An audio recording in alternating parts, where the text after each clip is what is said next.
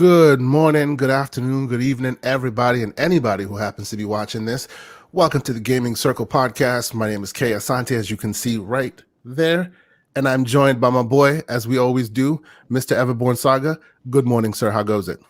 All is well, my friend, except for that movie I watched last night, but that's another show. That's another show which will be on Thursday. Yes, which we Yeah, missed this keep plugging. Thursday. I apologize about that. I had to pick my son up from the airport, so Hey, we didn't get to family do the comes show first, this my week. friend. Hey, man, family. Family comes That's first. No worries. to quote Vin Diesel, family. Family, exactly. So this week we're switching it up just a little bit. I just want to, switch up the format just a bit.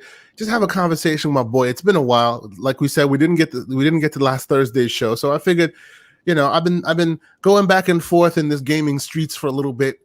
Hearing a lot of back and forth on what's going on. So I figured I'd bring this hierarchy topic to the circle. But before I do, let's start light. What you been playing this week, my friend?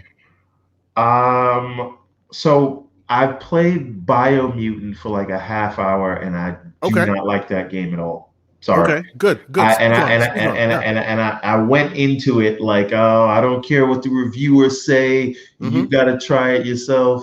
This Yep. time, I think the reviewers You were think right. the reviewers were I right? think the Okay. reviewers are right. And listen, it as an indie game, cool, great. Mm-hmm.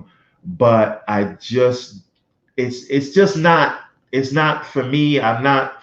I think the sort of combat loop doesn't actually work because it kind of Okay. tries to lean towards the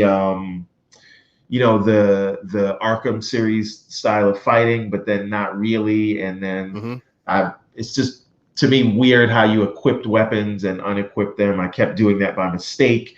Yep. And then the interior, like when you're outside and you see all the lush grass and things like that looks Yep. cool. But when you're inside, it's like this feels like just like a pretty bland when you're indoors. So the Okay. enemy AI I didn't like. The Mm-hmm. narrator just really started to get on my Yeah. At nerves some after a point, you while. they even know it because they turned out there's a button to slide it down how frequently he talks. So even Yeah, they themselves, the developer, knew that it would become grating at some point. right. Continue. And then again, even like how it cuts to the slow motion, like Mm-hmm. when you're fighting somebody, I don't know. It's weird. Like it's a lot of good bones and a lot of great ideas there, but the way Mm-hmm. it came together, I just and I think I would have been more forgiving if it was either less money or in Game Pass, right? Okay. Like Okay. I don't know. It just Okay. doesn't feel. I don't feel like it was worth $60, is what I'm saying. Okay. And there are Yeah. other games that are worth 60 or so, and sometimes $70, like Horizon Forbidden West, which I'm sure we'll talk about in a little bit. We will get into that for sure. Yes.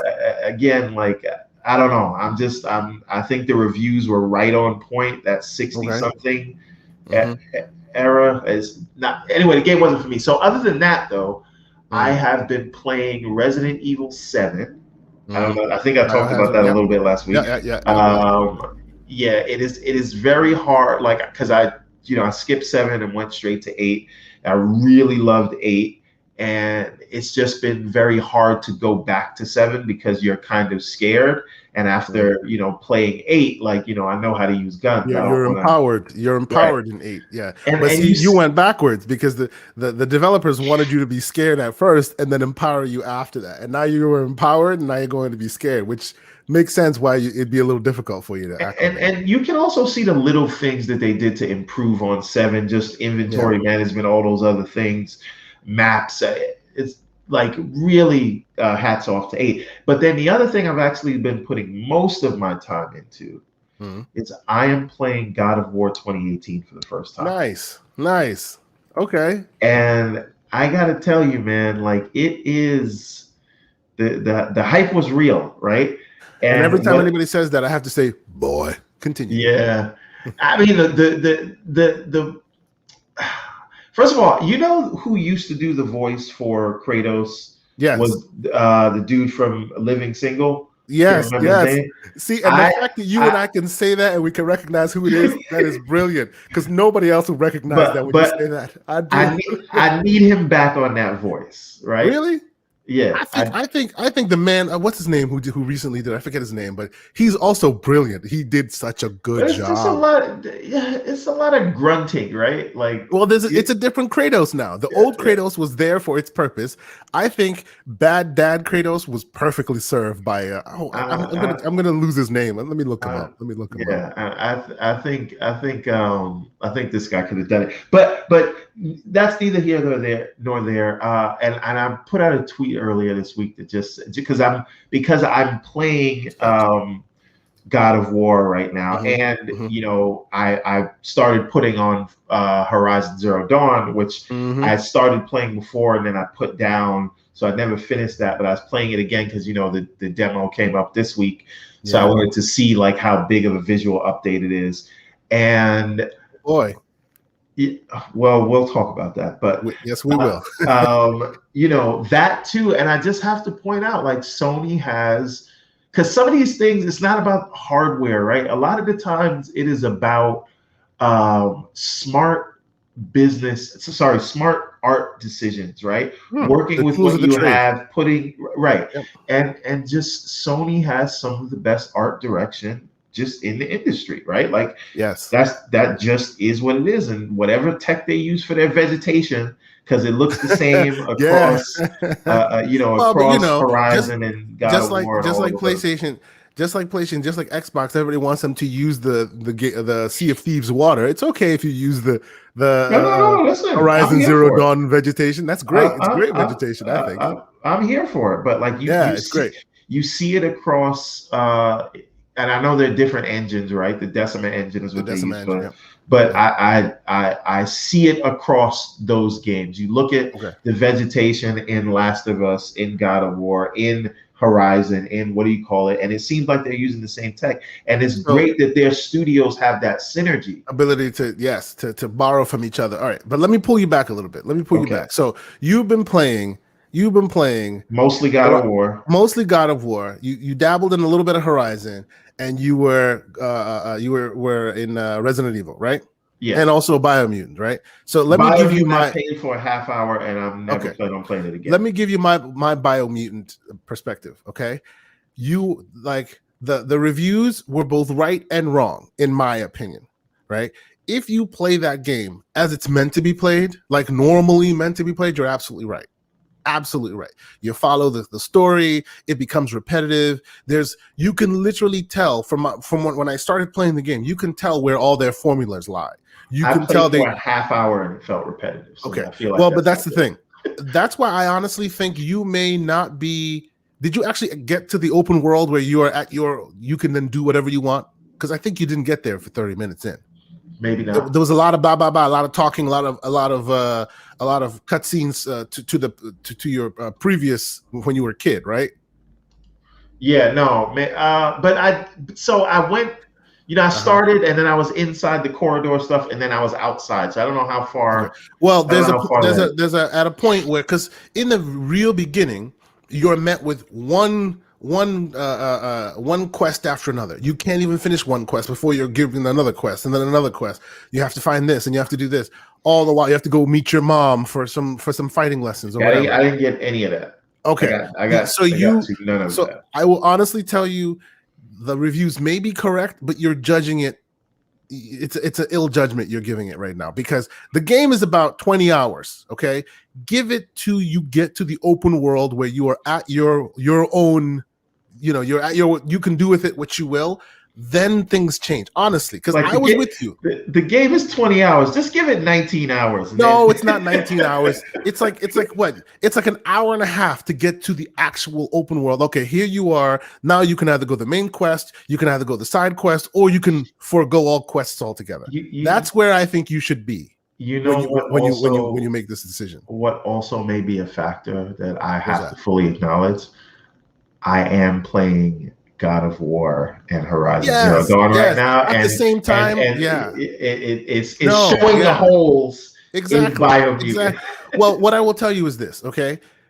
Biomutant, from what I can tell, is a great game by a developer that wanted to try something different.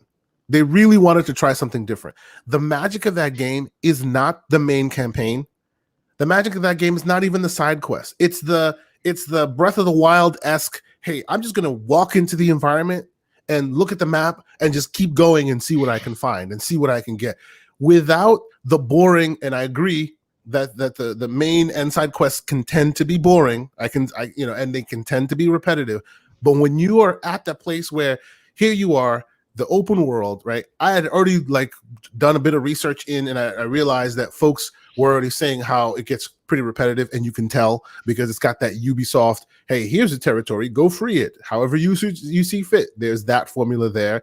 There are lots of little formulas from different games that make up this game, but they don't hide it well. It's very formulaic. Hey, we took this from here, we took this from there. But when you get into the open world and you forgo all of that, it becomes a pretty magical experience. It really, in my opinion, it got me. It's become one of those things where I probably won't ever play the campaign. Like, I probably won't do that. But when I'm like there's areas of the map that are completely biohazard, right? And you're not strong enough to go there. So you can either do a side quest and find a biosuit, or you can just keep leveling up your guy until you build up resistance enough to the biohazard to then go in there. And you want to go in there because the bosses are harder, everything's more difficult, but then you also get crazy legendary drops in that specific location. There's a lot of really fun, interesting things in that game that have nothing to do with the main campaign or the side campaign, which is unfortunate. It is, as a 17-man team, the world they built, the way it looks, the gunplay, the problem with the gunplay with the mechanics of the weapons is you can easily when it all fails, you can just heavily rely on guns, right? And the guns aren't that great. But remember, this is an RPG. You have to level everything up. And if you do that to a certain level, then you can decide whether the melee is the thing you want to go with, the gun you want to go with, the thing you want to go with, or lean heavily in your class. I chose Deadeye on one, and I'm also playing on PC, and on PC I chose Psyfreak. And once you level it to a certain degree, man, that combat is amazing. But it takes leveling it to that degree before it becomes amazing. And if you don't give it that chance, then you're absolutely right. It's boring. It's repetitive. It doesn't click like it should. I just want to be clear that we're talking about a single player game. Yes. That you don't want to play the main campaign to. And that might be a little bit of a problem. Look, I will give you all that. I will 100%. And I will also preface this by saying, you said it's not worth the $60. I paid $30 for it. Why? Because as soon as I saw it, and as soon as I saw all the back and forth, I used my Microsoft points to circumvent the $60 price tag because I knew it was probably not going to be worth that much. The discount you got is clouding your judgment, sir. It could be. 100%. But I won't in any way, shape, or form argue with your points because your points are validly made. I'm just saying, once I've played through past all of the forced questing and all of that, and you get to the real open world, I'm at a place now where I'm looking for this panda. It's called the Mirage. And he's in the world somewhere. And if you find him and he gives you a quest and you do it, it eventually leads you to getting the Breath of the Wild style glider, so you can jump off of stuff. Right now, I don't. The one that Aloy stole. The one that Aloy stole. That's a different. Yeah. Okay, but no, glider. But I guess my point I'm trying to make is beyond the paint by numbers. We're taking you on this quest. We're going here. You need to solve this problem or save the world. Beyond that. That Breath of the Wildness is very good, even though it has nothing to do with the story itself. It's very good. It's fun. Continue. I will say this as a independent developer myself. No, I don't have 17 guys, but it's a much smaller project. But there are so many features that I have Big Bad added. Mo is right, by the way. Very long tutorial. Okay. Please. Okay. Yes. I think I'm still in it. Right. But there's so many features that I've built into the game from all of my favorite 2D platformers. Because that's why the Switch gets so much play for me, because I play all the 2D platformers that come out. There. Best genre there is. don't at me, right? But I now am at the stage where, yes, all of these features are here. This grappling hook, this rolling on hills, things like that to attack enemies. This helicopter thing. There's I so have to. much. There are mechs in there. No, no, There's no. so much. I'm just saying, like in my own little game, I'm Mm. at the stage now where I have to say, look, this feature is cool, Feature but creep. maybe I have to cut it, right? Feature And creep. Okay. yes, and Okay. I think that it is possible that they wanted Biomutant to be so much that they did Mm. all these things Yep. and they didn't pull it back in the end to say like this feature is You are cool, 100% but right. we should not do this Yes. because we want to hone the main Yes. product of what the game is. And I feel that pain because when you develop a feature that you believe in, it is like killing one of your children, I right? will Like, tell you, and you are you have to 100% choose. right. You are 100% right. When it comes to feature creep, you are 100% right. But the thing that I wouldn't say the thing that I disagree with, those features actually work. They just didn't incorporate them into the game as a whole well enough. Like for instance, the whole bullet time thing. That bullet time feature works very well. In addition to hiding there's this Wong Fu style where it's so many different fighting styles, and if you hit and it's not button mashy. It can be if you want it to be, but if you know the actual combination of fight moves, you do 2-3 different like specific fight moves that you unlock, then it gives you access to super moves, just like But Street Fighter. you know what else you can do though? What's that? Nothing, and the enemies will just stand around you and not hit you.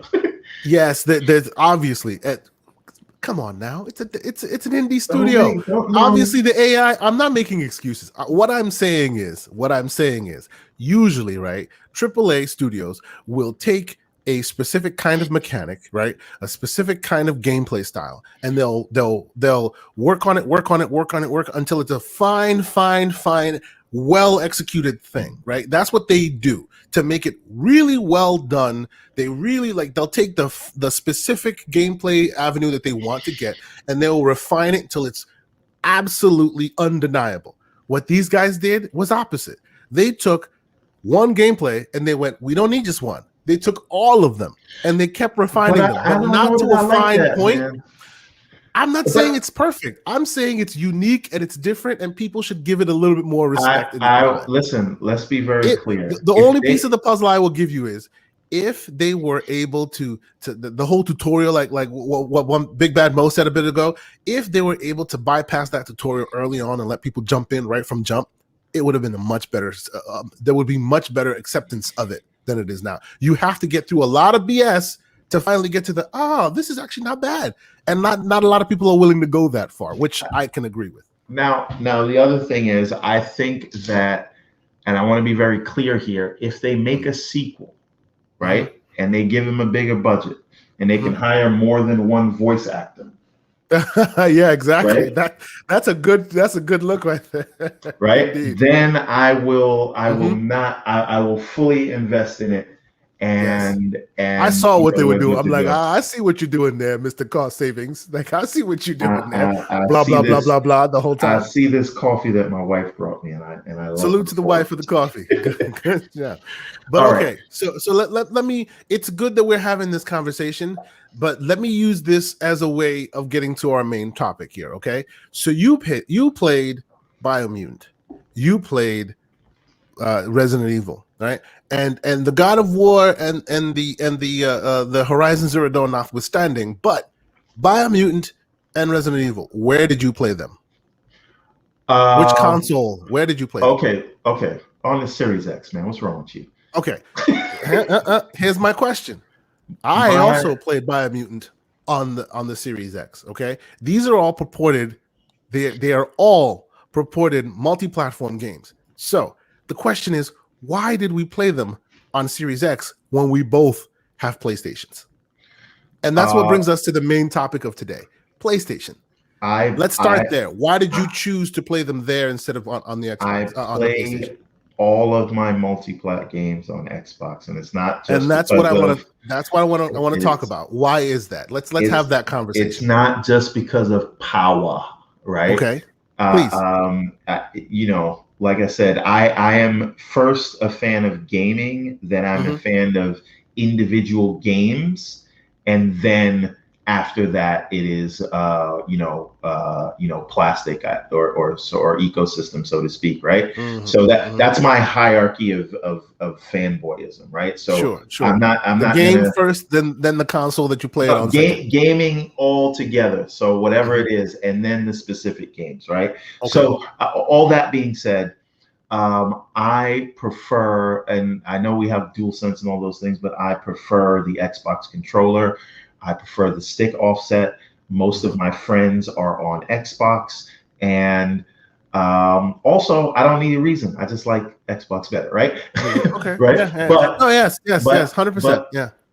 but Well, I feel like this is a PlayStation. unique conversation to have because unlike most in the gaming streets, as it were, we are unique in that we get the choice every time. Most people don't have that choice. So being that we have that choice, let's have an earnest conversation about why we make the choices we make in this specific frame. So So yours is saying mainly because of the offset keys, offset sticks, the controller, you like the controller as it is better, and all your friends are mainly on Xbox. but Is it's that not your just that. main driver, or is there more to it? Um, I think it's also, Game Pass is a very big, and I don't want to turn this to the Do a gaming Game circle Pass of Game conversation. Pass, right? But it is a bit like, because I probably never would have given, because I played Resident Evil 8 first, Hmm. but Hmm. the Resident Evil 7, I said, let me try it out because it was in Game Pass, right? Yeah, If not, yeah, I would yeah. have skipped it. I don't know that I would have went back and bought it. Now, that's not to say I'm like, oh, if a new game comes out, I'm gonna and I'm interested in it, I'm gonna buy it. And sometimes you get bitten by that biomutant, right? Hmm. But You get bitten by the biomutant. that's fine.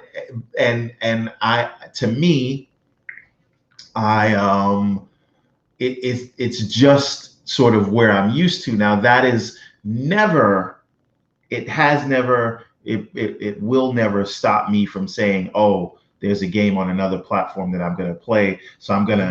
to, that's not on my preferred platform. So I'm going to like crap talk the other platform and try to pretend like it's not cool. Like Hmm. that's not like, we got to be intellectually honest here. So Of course, of course. PlayStation, I About the have, games. right, I have a PlayStation solely for the PlayStation exclusives, and the Hmm. Xbox is for everything else. Okay. That's really the simplest way to answer that Okay. question. And I And have my Switch for Zelda, Mario, and all the delicious 2D I agree platforms with you. on there. By and large, you and I are almost identical in our explanation of why it is the way it is. I similarly have the PlayStation, and believe it or not, even last gen, it was the same for me. I played most multiplats, most if not all multiplats on Xbox, and then I had the PlayStation for the exclusive gaming content there. I have a Switch as well, and I use that to play a lot of the mobile esque 2D pick up and play type situations back when we used to be able to go out real Yeah, quick and do that. I want to. Fun fact: I Mhm. always, almost exclusively from day one, have always played the Switch in the dock on the TV. I don't play it mobile. Really, that's so Yeah, strange. That right. is so strange. I cannot play my Switch docked. I just You know, cannot. listen, because I used to take the train to work Mm, before I changed jobs and then I had to drive. But when I okay. was taking the train, I always felt weird because I come from an era in New York where you Where could you not can't. have white headphones because people would snatch your iPod, Yeah, right? you can't be out So there like that. I always look at people on their big tablets and laptops on the train right now. Mhm. I remember when the trains used to be burgundy and had spray paint all over them, right? Yeah, yeah, Like yeah. that, right? It's come a long way Now since then. so for me, it's just like instinctively, I never felt comfortable pulling out a switch when it was Yep. hot Yep. to have it on the train. It's But still hot, that's just but the New New York's come Yorker a in long me. way. Yeah. New York's But come a long way. another thing about, and especially with this generation, aside from the Game Pass part of it, like Hmm. that cross save and how seamless it works. Because look, I play where I want to play, right? Like I've been playing Resident Evil 7 in my living room, in my bedroom, and then on the phone with xCloud, Hmm. right? And I'm playing in the bedroom because I have a Series X in both the living room and the bedroom. I'll play in the bedroom, and then okay, I got to get up. You know, the missus wants to watch her show, so I got to go in the living room. I pick it up in the living room right where I left off. Yeah, you Don't left off. even Yep. think about it, and it's not as seamless on the PlayStation, right? So okay, you're bringing up all the points, all the reason why I do what I do for sure. Like there's no, and by the way, I decided to throw some game footage up here. This is Legion. Watch This is Dogs, Watch Dogs Legion for Xbox footage for those who Ubisoft want to know. formula. Yeah, so Xbox footage captured on Series X. We'll get to why it's on Series X in a minute. I'll get there as well. But yes, everything you're discussing right now is basically the reason why I game on Xbox, not exclusively, but without the if there's a multi-plat component, more often than not, I will be on Xbox rather than on PlayStation. But with all that said, it's still out and about. Whenever you're hearing the news, right? PlayStation gets a lot of the mind share, right? A lot of the mind share. You have, there's conversations about Square Enix now. Like recently, a rumored leak where they're coming out with basically the PlayStation is trying to make Square Enix the place, PlayStation the place for Final Fantasy. Right? There's a new one that's going to be exclusive to PlayStation. That's including the Final Fantasy remake. That's also had a year exclusivity, and it's still there now. By the way, that's another game I'm playing on PlayStation. I've been getting into Final Fantasy remake. It's gonna hurt a lot of people's feelings when Sony buys Square Enix one day. I feel like it may very well happen. And it may very well happen. That's right. But it's very strange. The reason why I decided to bring this conversation up is because it's always double. There's always a juxtaposition when it comes to PlayStation. One side is just people just completely excuse my term, but butthurt over PlayStation because there's always one annoying thing after another that you have to deal with when in PlayStation land. But on the flip side, it's just nothing but this is the number one console in history and all this stuff. So it's making me go, where are we really? Is it both the most annoying console to be released now with all their lack of what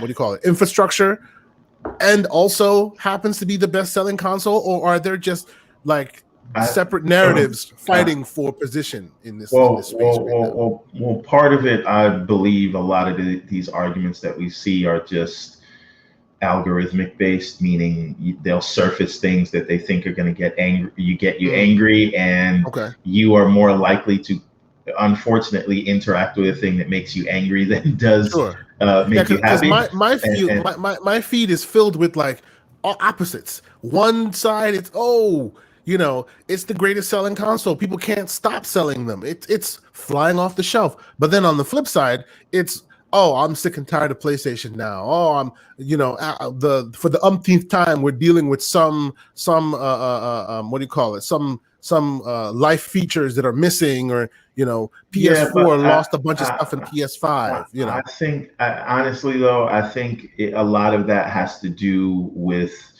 it's only bad by comparison, right? Okay. So Microsoft does a lot of quality of life things, right? Where what Sony's doing really only looks bad in comparison to what Microsoft is doing. Okay. And guess what?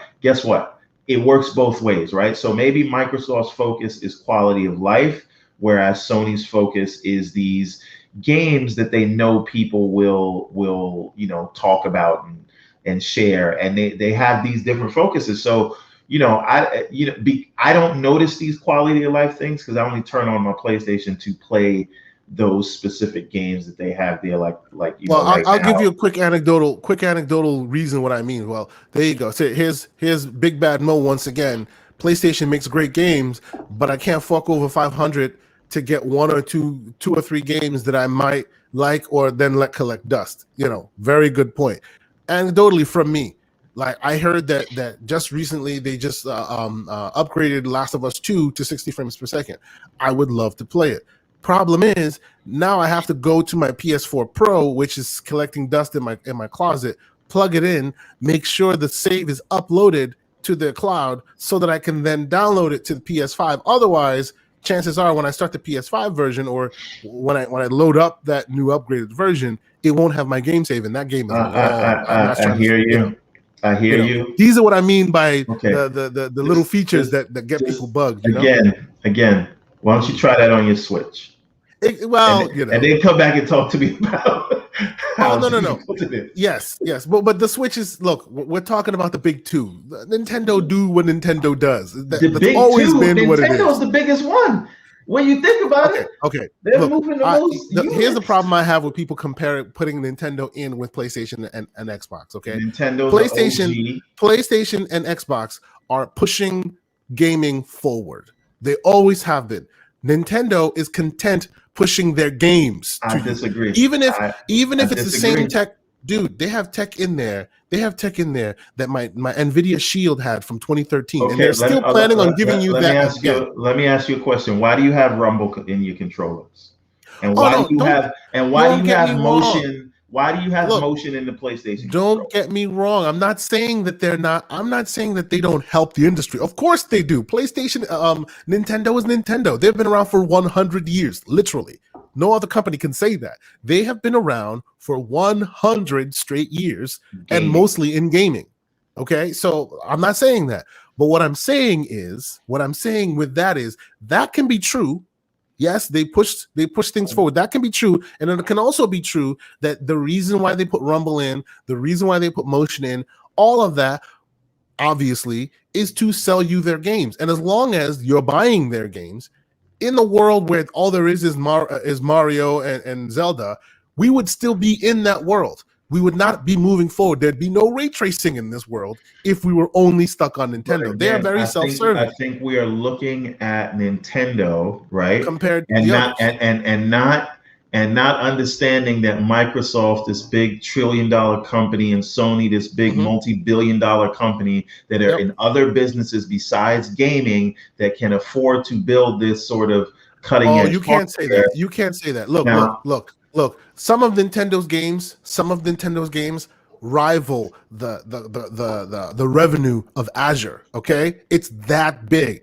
Animal Crossing was insane. No game has ever made that much revenue. Obviously, we had pandemic and all the reasons, but it doesn't matter. Like, Nintendo has unique game franchises that blow all others out of the frame. And they let you know that games are about games and not necessarily about graphics, right? But today we're talking PlayStation. We're talking PlayStation. I'm just saying keep the same energy, and it still comes back to Sony, because what I'm saying is Sony's practices only look bad when compared to Microsoft. They're not necessarily bad in and of themselves. I'll give you that, but we don't live in a vacuum where we judge them based on themselves. We judge them based on their competitors. Okay. Right? Hey, you have Tom on the left and Dick on the right. You pick which one's best based on what works for you. And you just gonna ignore everything Harry is doing. Well, Harry's out there just doing what Harry do. And so let Tom do what Tom do. That's all I'm saying. Sure, but I guess my point is right. In the world where you have Microsoft already coming out saying, "Look, we're not competing with PlayStation. We're beyond that, right?" And in certain instances they are right, but not in every instance. We know there's still direct competitors there because the consumers that purchase make a decision by and large between those two, right? So Nintendo always gets included more often than not. Yeah, more often than not, I think that they'll Microsoft be a partner. Is trying to move into that space, not to compete with Nintendo, but to be the thing that you're not included. Really making the decision. Like, that's Series S. 100%. Series S and a Game Pass subscription is it's literally trying to eat the Switch's lunch because it's the same price. And believe it or not, most people don't see that, but a lot of the Switch games, the eShop games that, hey, this is what was built on Switch, you'll find a lot of them in Game Pass, and they work just as well on Series S. But people don't say that, so I hear you on that. But what they need to do, you cannot come for the king in that realm, and you are not there with the heavy hitters unless you got your Mario and your Zelda competitors. Sure. Don't even get out of bed. right? Because Nintendo games are so good that they make people not care about graphics, right? And unless you Sure. come in with those kind of games, like I don't know, I don't know why do that. But again, we're here to talk about PlayStation. Hmm. See, I guess my question is, why is it that there's such so okay, when it came to Xbox, for instance, right? The consensus was trash, right? For a long time. And even though that was obviously had its reasons, there were agendas there. By and large, they earned a lot of that vitriol, right, from the consumer. They earned a lot of that because when the time came when people were giving them a shot, what happened? They weren't pushing the needle like they should have been pushing the needle. So eventually, they got that.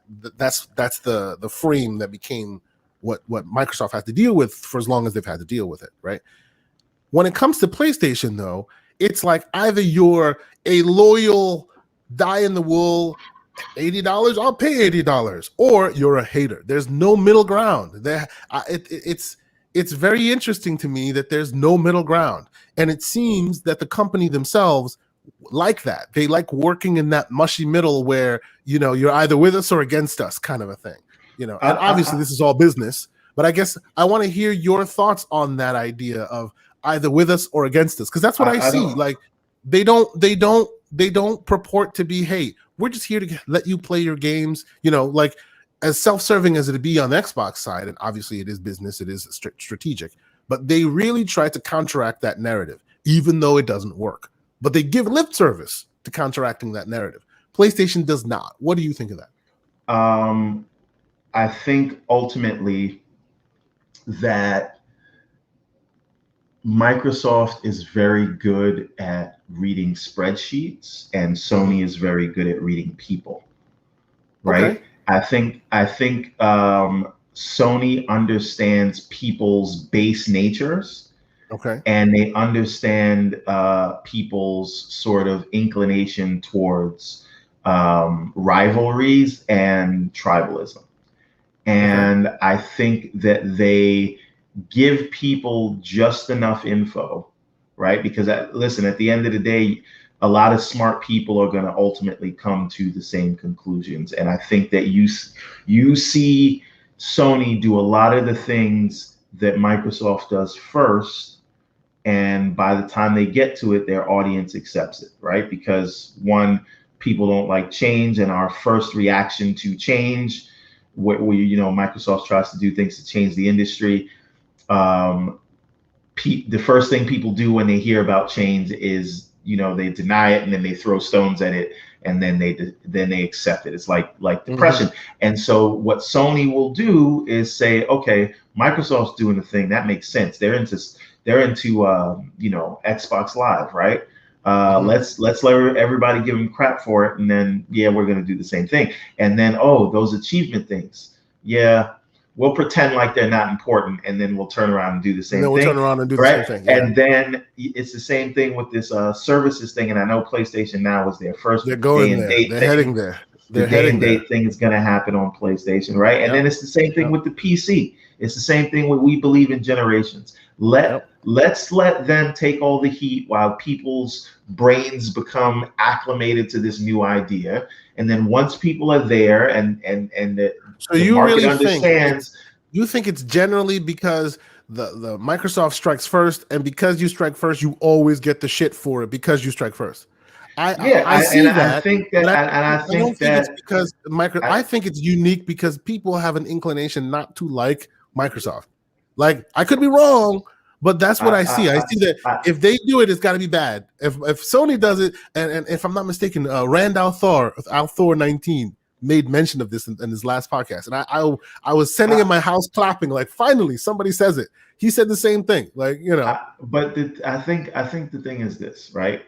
I think that if you're Sony, right, you're Mhm. using the tools of marketing that are at your disposal, Of right? course, yeah, yeah. This No one's is blaming them. this is I'm this is I'm more questioning the people that fall for it. but again, this all to me falls back to um people going back to the days of Sega and Nintendo and that's in our DNA as gamers. And To people pick a think that side it and fight needs, yeah, right, right. And I think Sony knows that is people are weaponizing like that that, stuff. right? Yeah. And they use it to their advantage because again, you're at war, you use the tools of the terrain, Isn't that right? bad though? Like I honestly think that's detrimental in the It's long not run. show friends, folks. It's show business. I got to Yeah, keep but reminding people of this, right? And again, this is the thing. It could very well be that what Microsoft is doing, right? They want to be magnanimous. They want to be mhm, transparent, right? yeah. So right now we have all, and I know we're going to talk about E3 next week, but we have all this talk of, oh, temper your expectations about E3 because what are they going to Hmm. show and Yeah. this and that, and look what Sony showed. And the thing is this, like Sony, or so I should say, Microsoft has basically given us their roadmap already. So them giving us their roadmap already, which and again they needed to because there's this narrative that they don't have Yeah. They don't have games, any game. and people Yeah. wanted them to show what they're working on. So they Yeah. showed us that. Now that we There still know might be that, more. There might how be do more you games that they're working how on. do We shall you see. now surprise us, Yeah. right?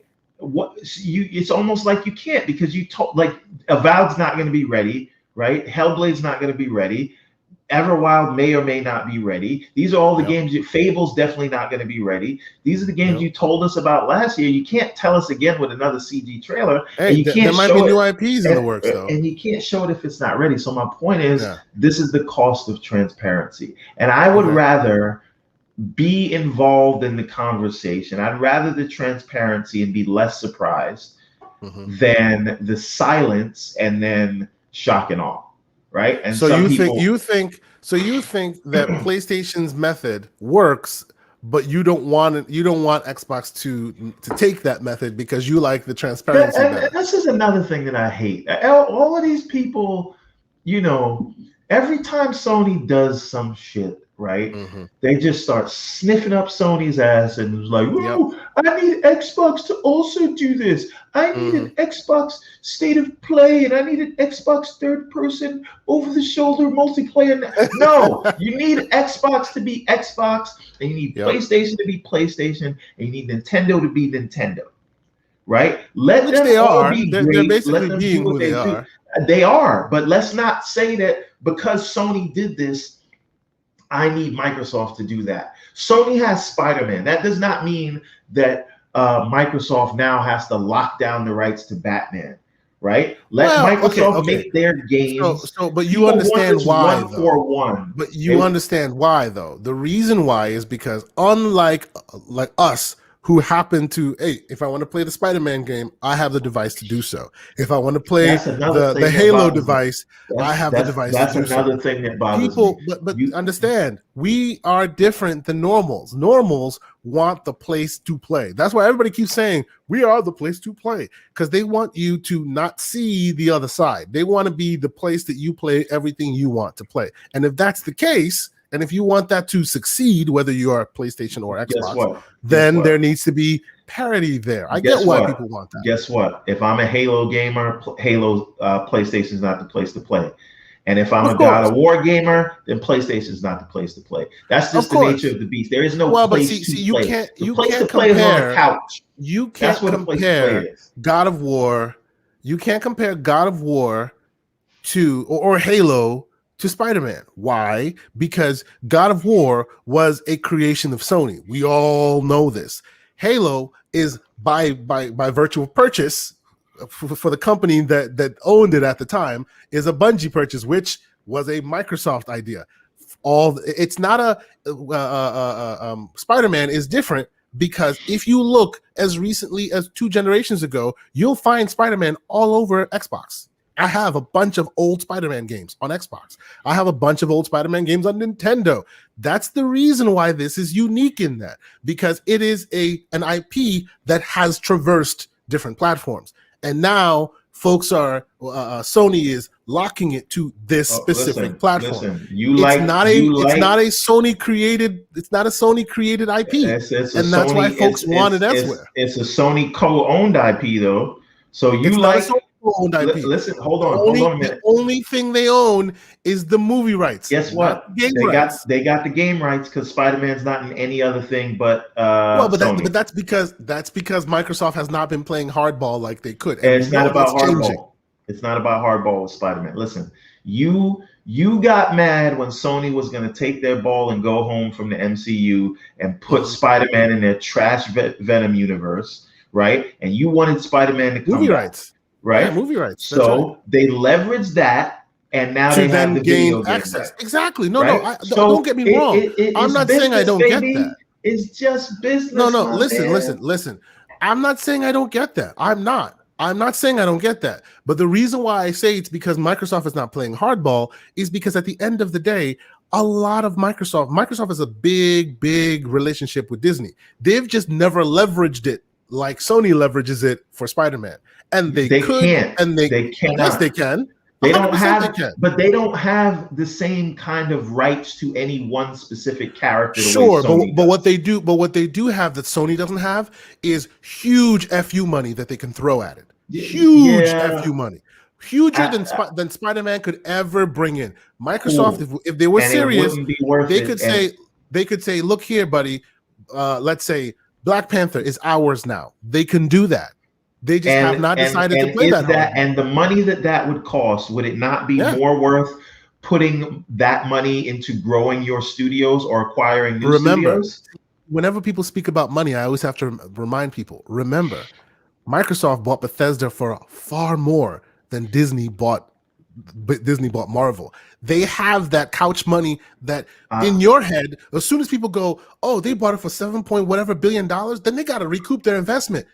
Yeah, because you will never see that kind of money in your life. So in your world, they have to get their money back because, oh my God, that's a lot of money. For them, it's not that much money. They got it back in order. I completely understand that. And it's about their rationale for its purpose, not the actual value of the funds. Because yeah, we think the value is monstrous, and it is, but to them, it's FU money that's not really hurt their budget at all. I hear you, but again, I don't listen. At the end of the day, Elder Scrolls and Fallout, other than the first Elder Scrolls that came to consoles, but those games were multi-plats, and they're not going to be anymore, right? Yeah. Why? Because Microsoft played hardball. They play hardball, right? Yeah. Let's be clear. The purchase of Bethesda was hardball. Yes, they could have easily just leveraged Game Pass and moved on. Yes, that does not mean that they need to again turn around and say, well, Sony has a superhero character, so we have a superhero character. And then you know what else people are going to do? If Microsoft does like lock down the rights to a superhero character, which I don't think that they are going to think that is worth the investment that it would take. Okay. If they do that, you're going to have people out there pretending like, oh no, I never liked Spider-Man. Batman was always my guy. But don't you understand? Those people aren't worth that. Those people aren't worth appeasing. That is nonsense from day one. That is nonsense. What I'm saying is the purpose of locking down a superhero character to your ecosystem is only to appease those people. So if we don't think that it's not appeasing, no, it's not. It is not, because let me tell you, we are here about PlayStation. Okay, the only reason I'll tell you why I bought a PlayStation 5 was for Miles Morales. Only reason. No other game has justified its purchase for me except Miles Morales. And even Miles Morales, I have a problem. I wish it was longer. It needed to be a full-fledged game, not as King David puts it, a standalone DLC, which, let's be real, it was. It was great standalone DLC. I wanted a full game, Watchdog Legion's length standalone DLC for Miles Morales. That's why I bought Miles Morales, the PlayStation 5. And in addition, beyond the diehard warriors, right? Normals will go, yo, Spider-Man is on PS5. That's why you buy a PS5. Look, it's not because, oh, well, they have one, so we have to have one. Well, these people have it, so we have to. The normals who don't pay fully attention to the fact that, oh, did you know that Game Pass now lets you play on your phone? That message hasn't been made clear enough yet. Those that know still know, but that message is not as pervasive as, hey, Spider-Man is on PlayStation, right? if they are buying a character of note, it's to remind folks, to let people know that, hey, here you get to play this character. Just like PlayStation has very successfully made it known that, hey, you want Spider-Man, PlayStation. And You you know want what I'm Final saying? Fantasy, apparently, also PlayStation. Exactly. But So even though they're not, say, if you want Starfield, you better get your ass an Xbox. exactly my point. They are already doing that. Even though they're not, even though they say they're not like specifically like competing with them, they recognize that if they keep playing that game of, well, we'll take this ball and go home, and it's no longer your ball, eventually it affects the bottom line, which is Game Pass subscribers. Yes, Game Pass as a juggernaut is big enough to warrant any kind of one exclusive versus another. But as more exclusive characters are taken away, and we all know Spider-Man and the MCU is the beast in the room. Every movie makes $1 billion.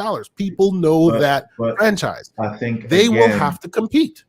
I think again, there is no other superhero character that is locked down to a single ecosystem. And the absolute only reason is because that ironclad lock that Sony keeps on Spider-Man.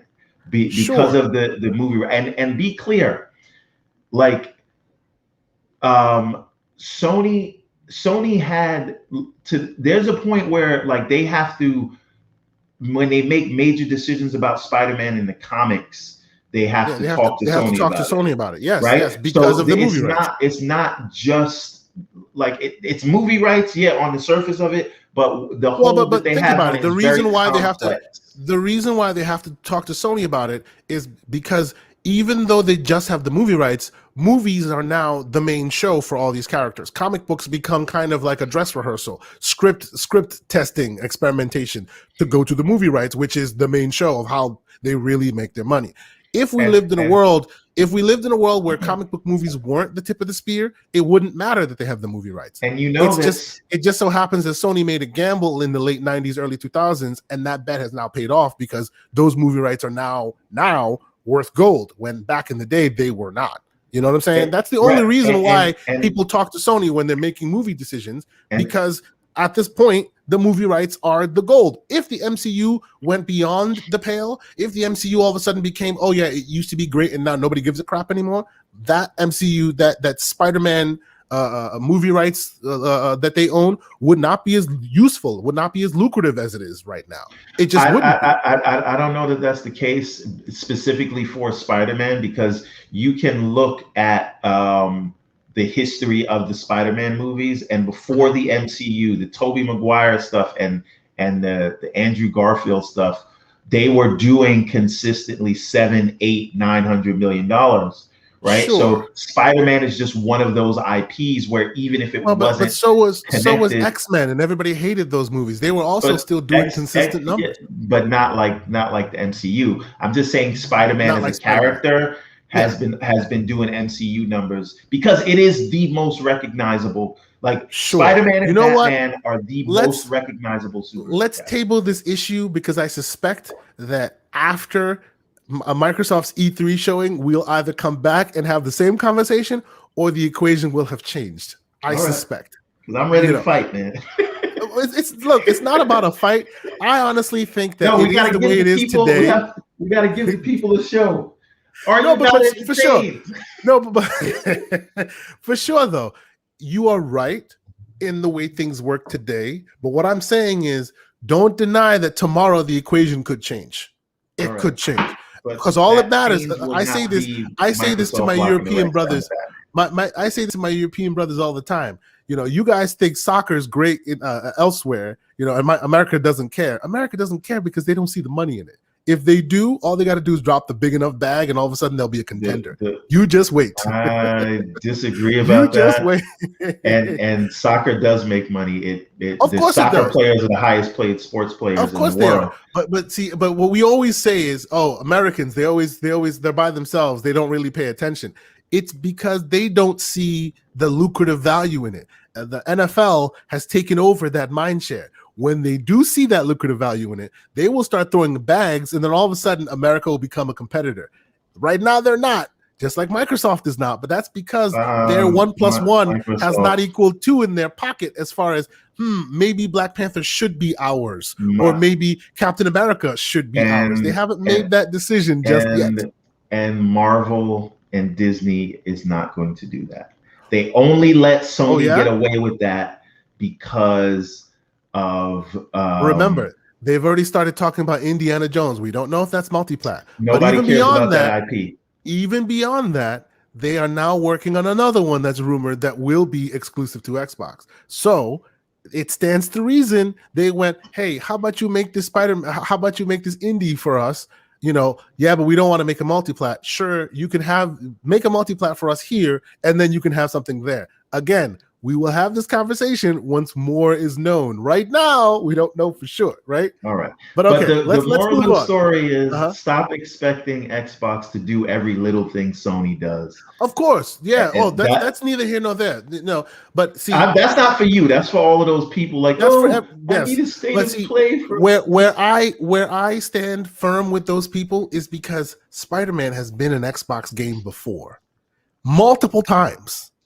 So multiple times, and because of that, Fallout. No, that's not true. That's not true. Fallout, from day one, the Fallout showed up on PlayStation. It was a buggy, horrible mess.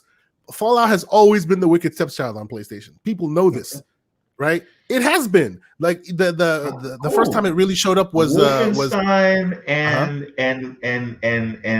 Elder Scrolls been on PlayStation as well. They won't be anymore. Elder Scrolls is also a wicked stepchild. Wolfenstein, I'll give you. That's just the nature. That's the nature of the beast, and you're going to see more of these with more acquisitions. Yes. So, and I don't have a problem with it. I just think that while they keep saying, "Oh well, we're not competing," that's just one thing they say. But you will see the competition. I guarantee it. This year, this time around, you will see that competition. I think part of it, though, right? A big part of it is Microsoft was watching themselves being locked out of things because they were not the market leader. Yes. And the only they wanted way to compete even Steven. The only way to compete now is to literally buy the box and take it home.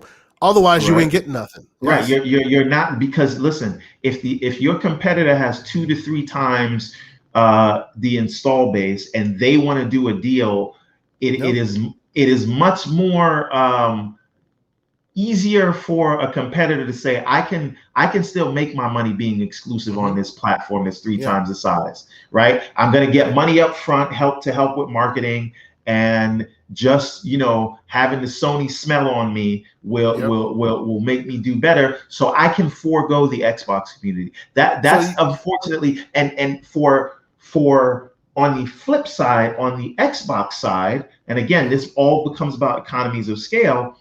For them to do an exclusive deal, it would cost more for them to do it than Sony would cost to do the same deal. Why? Because you are losing more money by cutting out the 100%. PlayStation. Well, but remember the argument, and that's the argument that most PlayStation folks make. But the counter to that argument is, yes, PlayStation has this player base, right? And we're talking only current gen, not prior gen. We're not talking PlayStation 4 and 5.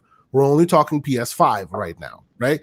Because as the new gen goes on, they're trying to get away from the old gen. So let's say it's a deal being made today. 3 to 4 years, according to let's say it's a deal being made today, not a deal that was made cross-gen style. In today's generation, right? Xbox has more addressable users than PlayStation does, because with the Game Pass model, with the PC model, with opening of xCloud, all of a sudden, even folks who don't have the hardware can play. Today, I just turned on my One X. It's on Preview Alpha, and their version of the Edge browser is able to go into Game Pass. Heck, it's able to go into NVIDIA's Shield service and play PC games from the browser. By the way, if I'm Xbox right now, I'm putting the One S all digital at like $99. Yes. And putting a native xCloud app on it and calling it a day. Do you know what I heard? And I'm selling that for the next 5 years. During an interview a year ago, not even a year ago, Phil Spencer said they still see the metrics. There are about 1 million people that turn on their Xbox 360s every day. 1 million people. Nah, 360s. they need to shut them down. No, they don't. You know what they need to do? They need to enable the browser in the 360. No, but Leave it as is. it doesn't need to be through the browser, man. They need a native app for these things. But see, look, you don't want a native app because it doesn't matter whether it's native or not. It all that matters is that your KVM is working, your keyboard, mouse, video. They have old devices. Clearly, those people are not ready to jump into Xbox One. But they're still on 360s. If you give them browsers that are capable, obviously you have to direct connect to your Ethernet cable. but if you give them browsers, then all of a sudden, even those old users who probably will not jump onto your next console will then be Game Pass subscribers.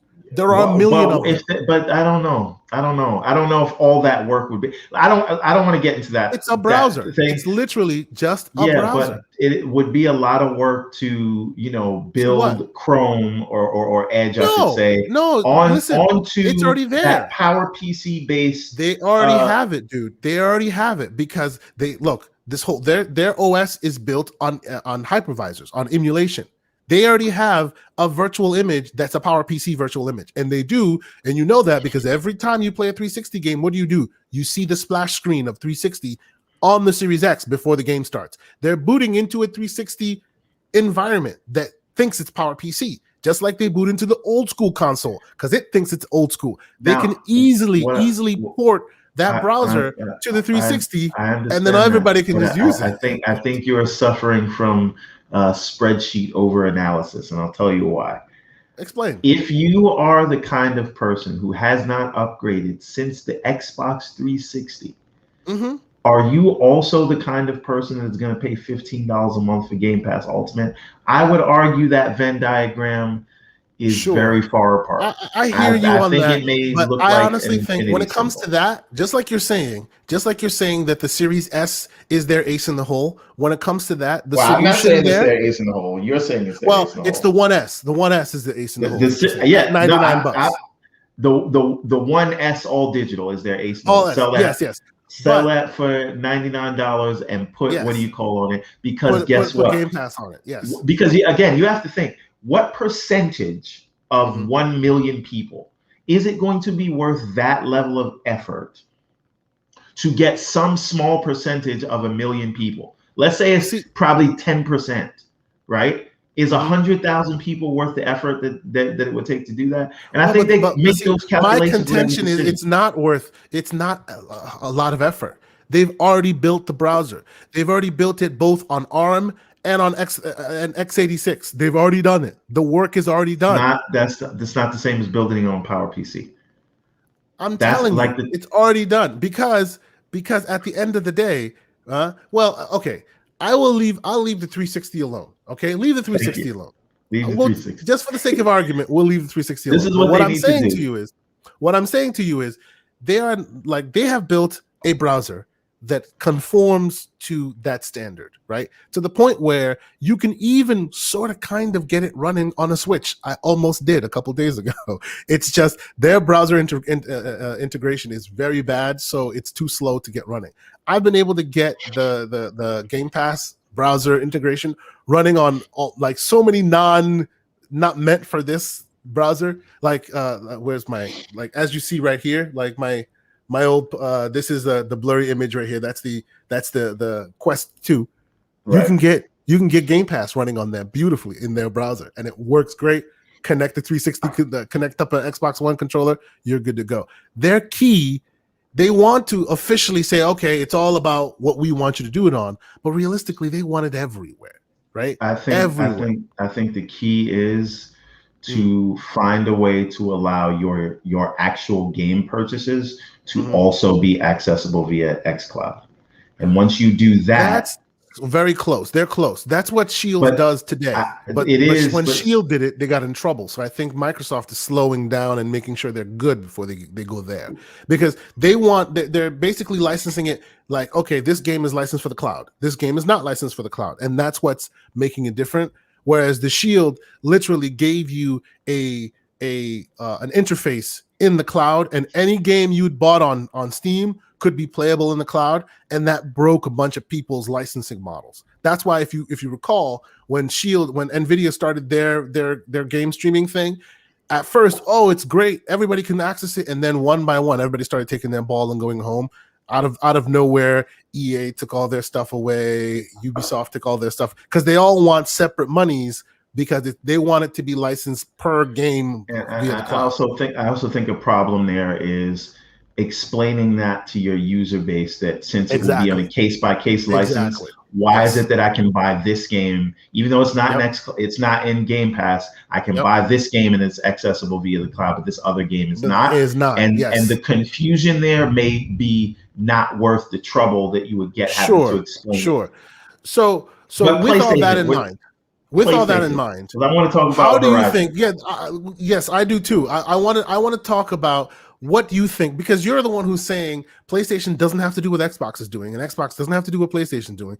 But clearly, all signs are pointing to PlayStation is starting to do what Xbox is doing. Right? They say they don't want to, but they're bringing their games to PC. They say they don't want to, but conversations talking about that there are conversations now about service-based games being a priority at PlayStation. They say they don't want to, but Azure is becoming more of a focus, and now they're talking about how they could potentially, use Azure as a way of offering game streaming to their consumers. So, while they say they don't want to, or while they say it's not happening, it is kind of happening. They're just threading that needle very specifically for their users, because as obviously they need to. They handhold their customers. Their users, that's right. And they allow them to, they coddle their customers into these things, and they've essentially been successful at it. Like, look at your iPhone. I think they just take the Apple model, right? Look at your iPhone, right? You will see more things happen at a faster pace with your Android phone, because they're sort of more on the cutting edge in terms of mobile. They're open tech, source, so right? anybody can use them. Android is open source. I hear Android you. is open source. Google's flavor is different, but Android as a whole is open source. Continue. It is theoretically, yes. Saying is it's open source full fledged. I know, but try to use it without using the Google services. Well, but that's what people do. You take the open source version. It's a realistic thing to do. I don't want to turn this into an. Continue. Go ahead. But so my point is, they basically let the cutting edge people go, take all the arrows, don't get any of the credit for it, and then when all the kinks are ironed out, they'll roll out put it into their nice thing. And they'll have it packaged up at a time where people's minds can see it. Have you ever heard that story? Like, the Native Americans, they couldn't really. This is bullshit, by the way, but I'm just saying it for the principle of it. They couldn't really see the ships at the shores coming in because they had never seen ships like that before, which is also bullshit. I've heard that. That's absolute crap. And you're right. Yes. Absolute bullshit. The victors tell the story, and that's what victors told. There's evidence of ships coming over from Africa. The victors are the ones who tell the story. Those victors told very shady stories. We all know this. The rapist murderer Christopher Columbus came in there. But anyway, that's not what we're talking about. The point is, when things are newly introduced to us, we just can't see it, right? But once we become acclimated to it, then the vanilla version of your choice comes along and can do it, and you're more willing to accept it coming from them, because they let other people handle the cognitive dissonance. And once they let others deal with all the BS. Once it's a well-oiled machine, then they take over and say, hey, look what we created. Right. And again, once people are fully acclimated to a subscription service, and you'll have like 100 million people in Game Pass, just like with Netflix, you'll see other people want to come in now, because now our minds are acclimated to being in a subscription and service, and so we'll be fine to take one from Sony. So it's good that you mentioned that. After our brains have gotten used to it. I get that, but don't you think? But it's really good you mentioned that. And everybody keeps doing that whole comparison to Netflix, right? Don't you think, like, people like Jeff Keighley calling Xbox's Game Pass the Netflix of games, while what PlayStation's doing HBO. Don't you think that gets to the minds of those people? Let me and they ask don't you a like that question. comparison? Let me ask you a question. How's HBO Max doing versus how's it Netflix doing? That's a different conversation. You know what they're trying to say. No, let's have it. it. No, that's to be had they on can a say Thursday whatever show. they want. They can say whatever they want. Cheap plug Thursdays at 8 p.m. Yes, no, but you understand. You understand what I'm saying? Yeah, cool. When Jeff Keighley says, "Oh, well, Netflix is Game Pass is the Netflix of games," whereas what PlayStation wants to do will be HBO. He's not saying HBO Max, which is a shell of its former self. What he is trying to say there is PlayStation will have the premium service, whereas Xbox has I'm bored, let me go watch some pseudo okay material. That's what they're saying. It may be true or not true, but that is what they're putting into the mind of their followers, and they have a lot of followers. So those words are explosive. But let me ask you you a think question. Microsoft does not hear that stuff? But let's be very clear. Let's be very clear. Now, aside from the fact that that's a terrible analogy on Mr. Keighley's part. It is. I mean, it's actually apt, right? Right. It's actually an apt analogy, right? But let's take all of that aside. Mm-hmm. When we look at Miles Morales and we look at Demon Souls remake, mm-hmm. and we look at what we just saw with Horizon, and we see Ratchet and Clank, mm-hmm. and we know that Microsoft is going to take a little more time before the heavy hitters start coming. One can make that analogy. One can say, no. Here are the games on this side. I disagree. Versus what's on this side. I disagree. Why? Why do I disagree? Because, and it's really interesting. If you pay attention to what people are saying now, you would think that as well. But by the metrics that folks use, to my eyes. No, but by the general metrics that folks use, right? You will see that games like Recore are competitive. Games like Gears are competitive. The difference is, for some reason, like what do you call it? Ghost of Tsushima. Great game. I consider to be one of my games of the year. I love, with a capital L, that I haven't played that game yet, by the way. Oh, dude, you need to play it. I will. I gotta get through. I gotta get through God of War and Horizon. See, and Days Gone. If you look at Ghost of Tsushima's, like, let's say Metascore, it's around the same Metascore as like Recore or something like that. And that's just one example. In many examples, Gears and all the ones that they have come before them, what do you call it? Remedy's last game for Xbox. What do you call it? What's the name of it again? Not Control, but before then. Alan Wake? Not Alan Wake. Specifically for Xbox. They made a game for Xbox. They took the bones of that game and made Control. Oh, sorry. Quantum Break. Quantum Break. I mean, that game was great with a capital G. If you check the Metascores, they are competing with all PlayStation games. But when that game comes out, just like all the other games that come out that are on the Xbox side, they get shitted on. They do. Even though when the dust settles and the console warriors move on to other things, when you look at them like for like, they're right there. Right there. So you cannot. Listen to me. Let me just make my point. Go ahead. Let me make my point. My point is that folks are they have a narrative they want to spin. That's what they want. And it's not because of what is being shown that narrative has shown up. It looks like their narrative exists and they're using some of these tools to basically speak to that narrative. Even though, let's be real, when you look at it by itself, that narrative does not exist.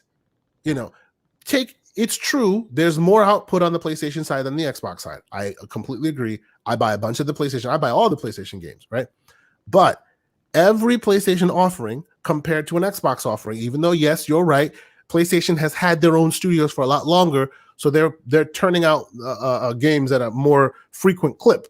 But when the games are out on both sides, they compete on both sides very well with each other. It's not like, oh, well, here's a B movie that Microsoft is making versus the premium content that PlayStation's making. That's not how it is when they come out.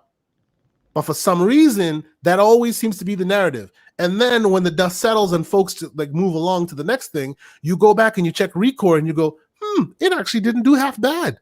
It actually competed, even though if you listen to the zeitgeist, to the Jeff Keighley's of the world, it's a Netflix product, whereas Sony's version is the premium. There's a Recore, yes. Recore did like a 63 in the Metacritic. It didn't do well. No.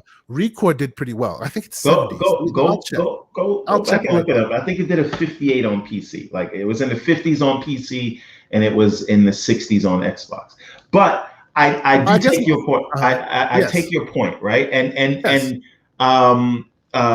another thing is Sea of Thieves didn't score well when it first came out, but it really now needs it's like a selling left and right. Because they added all these things afterwards. But to your point, we need to be very clear. When Microsoft most times does a first-party game, right?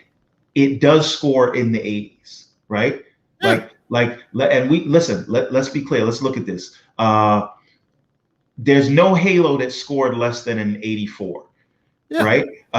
Gears always scores in the 80s. In the 80s, high to mid 80s. Yes. Ori was in the 90s, right? Yep. I think it got an 89 because there was bugs in the last one when it came out. First time. What was the other one that looked like the old cartoons? What do you call it? Cuphead. Also. Yep. Right. Yeah. And Forza games. So the problem with Xbox is not that they don't know how to produce high quality games. It is at the clip, right? They're not doing 3 of them a year in the way Sony is. So you're making my point. It's not about if you want to argue. I'm agreeing. If you want to argue, you can argue that they're not coming at it at the clip that they should. But when they do come out, it competes. The thing that weirds me out is, and to bring it around to the PlayStation conversation, how is it that PlayStation enjoys folks seeing their games for what they are, but for some reason, when the box comes out with something that does compete, somehow the narrative always lets those games down, even when they shouldn't? Because the media and people at large, they have not necessarily an affinity towards Sony, but an affinity towards winning, right? The winner, right? People just kind of lob onto that. So we didn't see this in the 360 days, right? Games got their fair shake, and every time something came out, it got. And honestly, the 360 days, I think what helped them was being a year early. If you start out the gate neck for neck with Sony, chances are you'll lose in the mind share because people are already in the camp of Sony. The reason why they couldn't win this 360 gen is because no matter how much you tried to spin that narrative, they had the old console versus the other one had the new one. It was $200 more expensive, and the game still looked on par. That's right. Exactly. Right? There was no denying it. So Sony learned their lesson there and made sure that would never happen again. But what seems to be weird to me, and no shade on Sony, because hey, you got to do what you got to do. It's a business, as we've already decided, right? How is it that when you do your best to compete, then you automatically win by the narrative of, hey, we're competing? Like, it's just quick example. Returnal 1080p 60. Oh, it's the greatest. Biomutant 1080p 60. Oh, it's crap. Like, it's just the way it is. But I think those are it's like the narrative. I think those are different things, right? Because you have the conversation of the day from the CWs, right? Mm-hmm. And they're gonna have situational ethics and all those things, and you expect that. But I think at the end of the day, once Microsoft is releasing games at their full clip, and they're doing high quality games, and we're seeing 3 to 4 80+ Metacritic score. And again, I'm not saying this because I care about the Metacritic. I'm saying that's just the metric that is used. Right. Yeah, it's the metrics that is used. Right. As a broader narrative. If they have 3 to 4 80+ Metacritic games a So year. I then, think you will see that what's the change, and narrative people will change? become because people will now become excited when one comes out, Yeah, right? And I think and that you're giving people too much credit. I think you're thinking that it's because, well, when they start doing better, then folks will start treating them better, and that's it. I don't think so. I think a new narrative will that's form not what when I that's think. no longer the That's factor in not the what I equation. think. That's Okay. definitely not what I think. I think, listen, you are good. Listen, at the end of the day, what Hmm. people pretended to care about 1080p makes you a better gamer until Yes. their Until console there was not wasn't even performing a the best. factor anymore. Then they That's didn't right. care about power. Now they That's right. care about sales, right? And Yep. if you see somehow more sales going to, what do you call it, then sales won't matter. And then if you That's see right. better Metacritic scores going towards Then all of a sudden, Metacritic Xbox won't games, matter. Metacritic won't matter. I get that. This Those is my people are point. always going to That's be right. there. That's always what they're going to do. But I Hmm. think at large, what is Microsoft's job right now, Hmm. irrespective of what narratives are out there, irrespective of what Sony is doing, Hmm. is to have a steady clip of 80 plus Metacritic games to Okay. where people now listen, you is the narrative is against them, but it is up to them to change it. And once they start Well, releasing, okay. hold one second. Once they Good. start releasing that steady clip of games, now Uh-huh. people will come to expect this from them. They will come to Okay. expect, oh shit, it's a new Microsoft game. I like the last three that I paid. I trust them when they say they're putting this out. Right. Okay. So it is incumbent upon them to Hmm. change that narrative. That can be So fair, okay. that can be unfair, but like I said, it's show Well, business, well, folks. well. We're flipping this towards the PlayStation side here. So when that happens, right? You have PlayStation, you have Xbox releasing game after game after game in Game Pass. And I People want to always answer like, that when you finish. I want to answer that question for Big Bad Mom. But okay, continue your point. yeah. So they're finished. The games are not coming out clip for clip. They're having it out. All of a sudden, that narrative, oh, they don't have enough games, is now bypassed because clearly they do. What does PlayStation do to counteract that narrative? Or do you think they have enough built-in, loyalty that even if all those problems that people keep throwing at Xbox goes away, the PlayStation folks will still be like, nope, this is trash? Or do you think PlayStation will have to come up with a new way of getting people to stay with them? What do you think? Because I let's think say it's on the PlayStation side now, right? They have the biggest competitor. They've been successful, no doubt, this whole gen, right? Last gen as well. Now the monster with the big wallet is finally opening their wallet, and there's the potential that, hey, they now have what could potentially be something to be competing against, because not only are they opening the wallet, they're also using the same developers that people used to love when they make PlayStation games. So it's not like, oh, they're going to make shitty games now. These are the same developers you loved playing when they were on PlayStation. So what does PlayStation do? one caveat to your point about the same developers. Sure. It's not as simple as having the same developers. You need that same sort of work environment and Sure, quality of course, of control and course. all Now those remember things. that, So the like question is, the does old Microsoft have that? The old Bethesda did not have Sony on back of them, making sure their games met a certain standard. It was a third party relationship. They made the game, they released it, people loved it as PlayStation, right? It wasn't one of those second party ones with Returnal where they have people behind them going, hey, you need to change this, you need to change that. These games have always been known, because people be complaining about that. Oh, Bethesda games or PlayStation game. They have known them as such for a long time. And it has not been because PlayStation has been keeping them to a certain standard. Bethesda games have always been Bethesda games. They just happen to play on PlayStation, No, right? I So get that, what does but to PlayStation do, you think? what I don't think they do anything. I think they release the next God of War and the next Uncharted, right? And you think Like, that'll be enough? yeah, if it's enough for Nintendo, right? They can do whatever they want as long as they give me another Zelda or another Mario, or one day stop promising me about Metroid, Well, right? but And you know damn well that PlayStation and Nintendo, PlayStation and Xbox are more in a direct. Do I want no, one no, or versus the other than Nintendo is? I completely understand that. But what I'm saying is, I think Sony continues to do what they do, and I Yeah, think and you that think it's enough? at that point, yeah, because at that point it's going to be a battle of IPs. That's ultimately what this will come down to, which right? is what it should come down to, a battle of IPs. Yes, and it has not been that, unfortunately, because there was a period of a few years where Microsoft was not investing in those IPs. And so once they are 100%. back to that, it's going to be a bare knuckle fist fight, and I'm here which is for good, it. which is good, because we want that. That's what we want. Now we will see with Microsoft, if anything, that all this money they spent shows you that they're taking this seriously.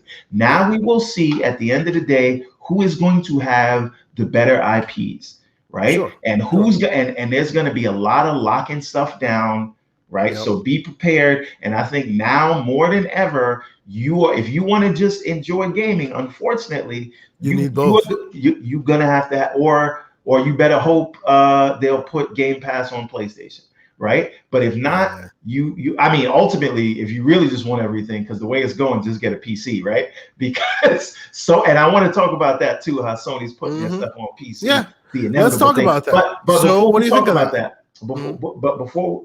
Before we talk about that, I think Sony has to continue doing what they do.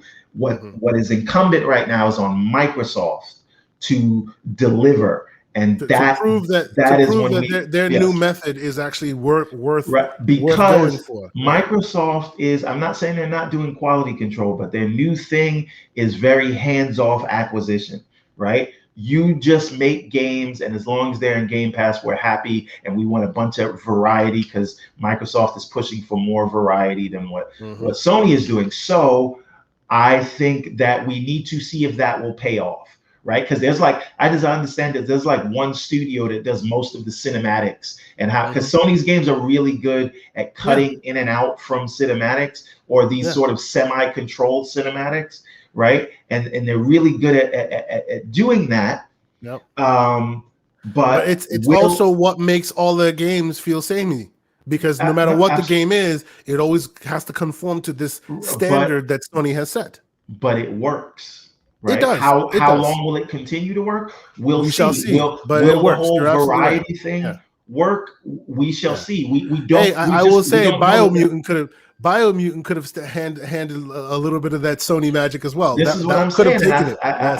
So you can't. It's not as, to me, it's not as simple just to say, hey, make whatever you want. We need stuff at a certain level of quality. Of quality. Now, to answer, but I want to answer Big Bad Mo's question. Why do you think Sony pulled out of E3? You want to highlight that one on the screen?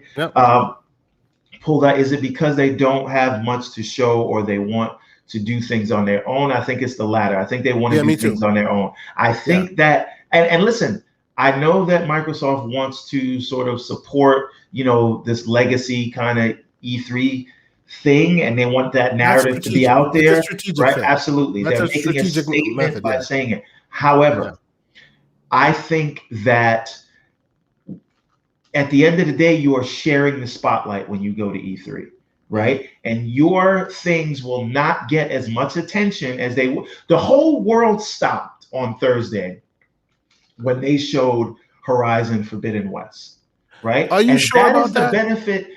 Are you sure about that? I think that's all people were talking about. And the reason for that, hold on. I think you're in a little bit of your own zeitgeist there.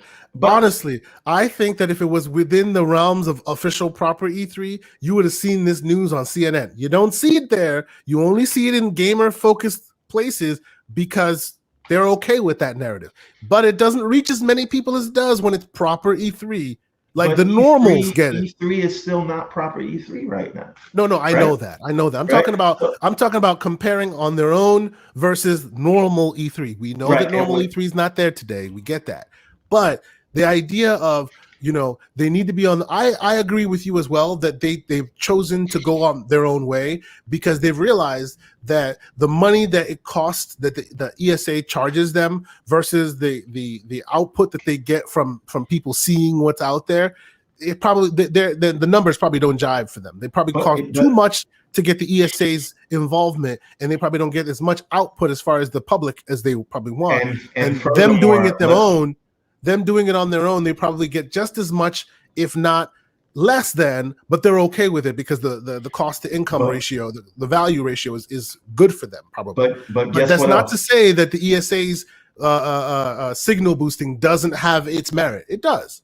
But again, the other part of it is, let's Mm. not forget that data breach that the ESA had a Yes, little yes. while back, and Yeah, Sony they still dirtied doesn't want themselves to up. deal with them, Yeah, they right? dirtied themselves up in that respect. And Yes. it's the same reason that Apple doesn't go to CES, right? Like, if you go there, it may be more eyeballs, but you're sharing the spotlight. So you're going to show things at a You large tell clip. me that And Apple listen, and but PlayStation are at the same clip. but You can't say but that. people, No, listen to what I'm saying. I'm but you saying can't. you're sharing the spotlight with Sure, everyone else, I right? get that. So people will be coming there and they'll look at your showcase, but then they're going to look at Bethesda and Microsoft showcase, Yeah, and then they're going yeah, to look at EA showcase, and they have to, all those things are going to hold slots in people's brains. Now, yeah. if you And they just don't want to wait compete. until a little They don't bit want to after compete. that and then have your own show, because Yeah, people were coming there just to see what Sony's show was. So if you're doing that,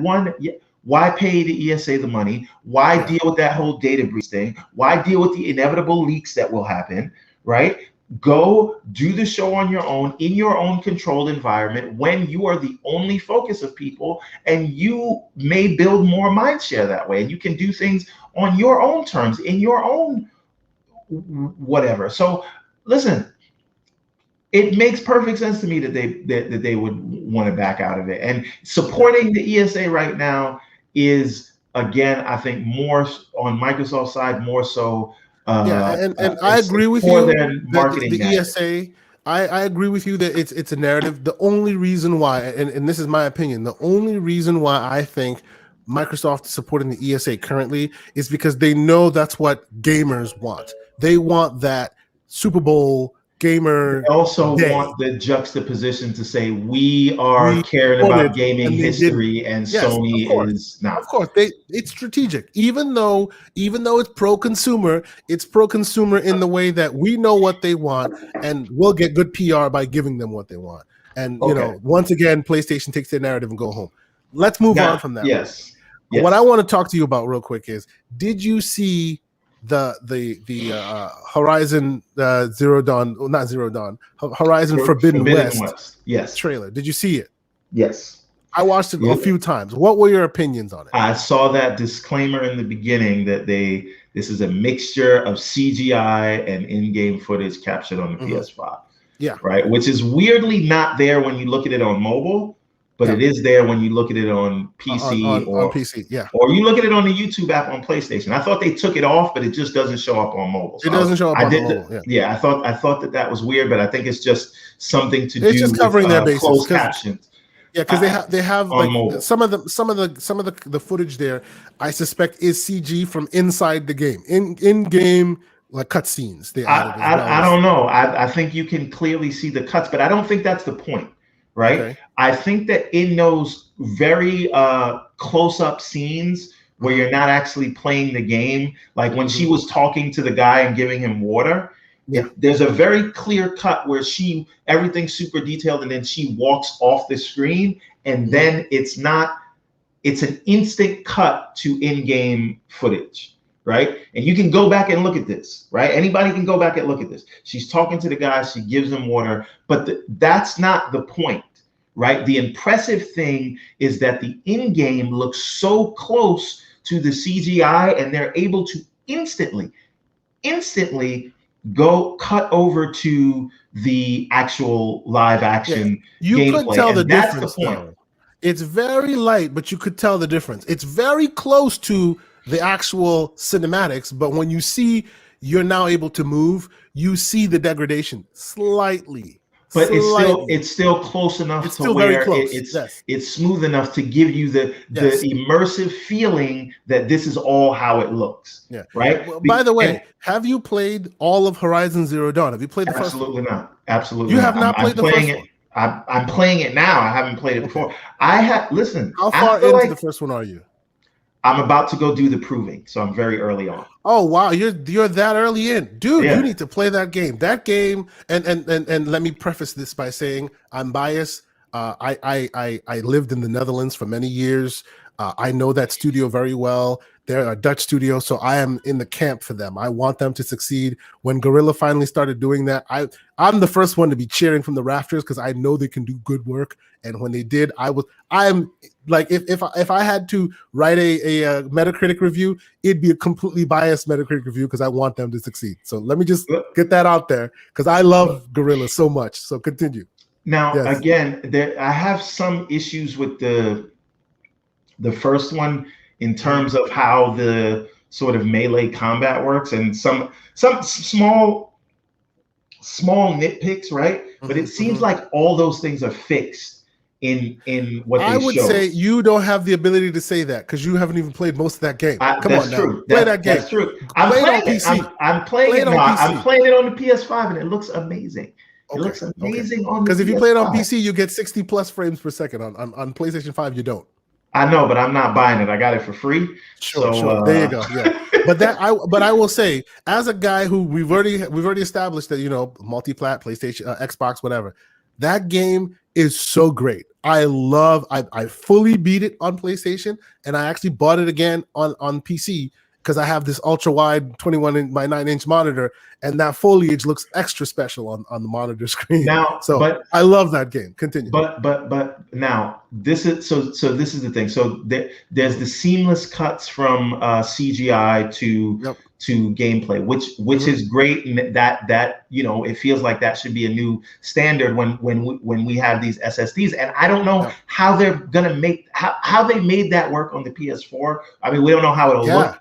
But yeah, because remember, this is a game that will come to PS4. I'm looking forward to seeing how it looks on PS4. I don't know how they will make that. I mean, I'm never going to find out because I'm not going to play it on the PS4.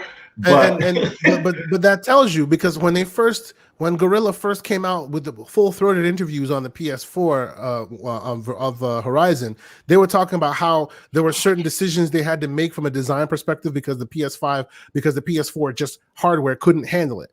And now they're doing a PS5, PS4 like release, a cross-gen release. So presumably, whatever decisions they did that was limiting on hardware on PS4 would have to be made again because the PS4 but I still think can't that's handle why it. you have a glider and you're not flying like a robot pterodactyl. Also, and you can tell me this, right? Like, hopefully without spoiling it.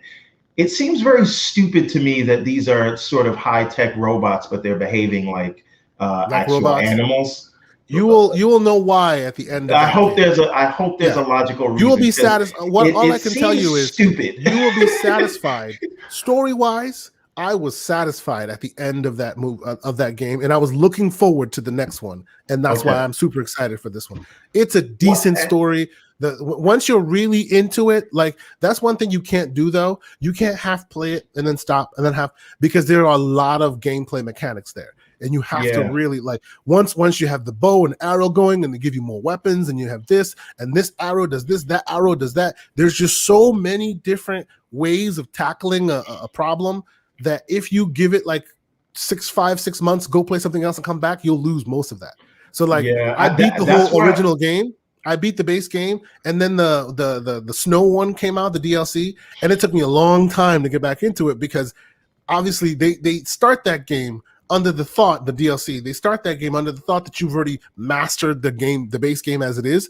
And if you take a while to go back to that base game to get to the DLC, it's just so difficult because it's even more difficult than the base game. You know, that's where I am with Spider-Man 2018. Like, I'm at the Shocker and Vulture boss battle, but I put the game down for so long, I have no idea how to do the moves. It's hard to get back in. And I keep losing at that battle, and I do not want to start the game over. I may start one just to get the tutorial part of it, because I don't even know how to heal myself right now. Right. Like, and but yeah, I have to figure that out because I want to finish that game because it's preventing me from starting Miles Morales, which I bought on day one. And so you haven't played Miles? Because I haven't finished 2018 because I'm stuck at that. You are terrible. What? How could you not? Miles has nothing to do with the old game. Play Miles. No, I need to finish it. I can't. I gotta finish 2018. That's crazy. Oh my God, that's crazy to me. You have not that game, man. Look, you need to do that immediately.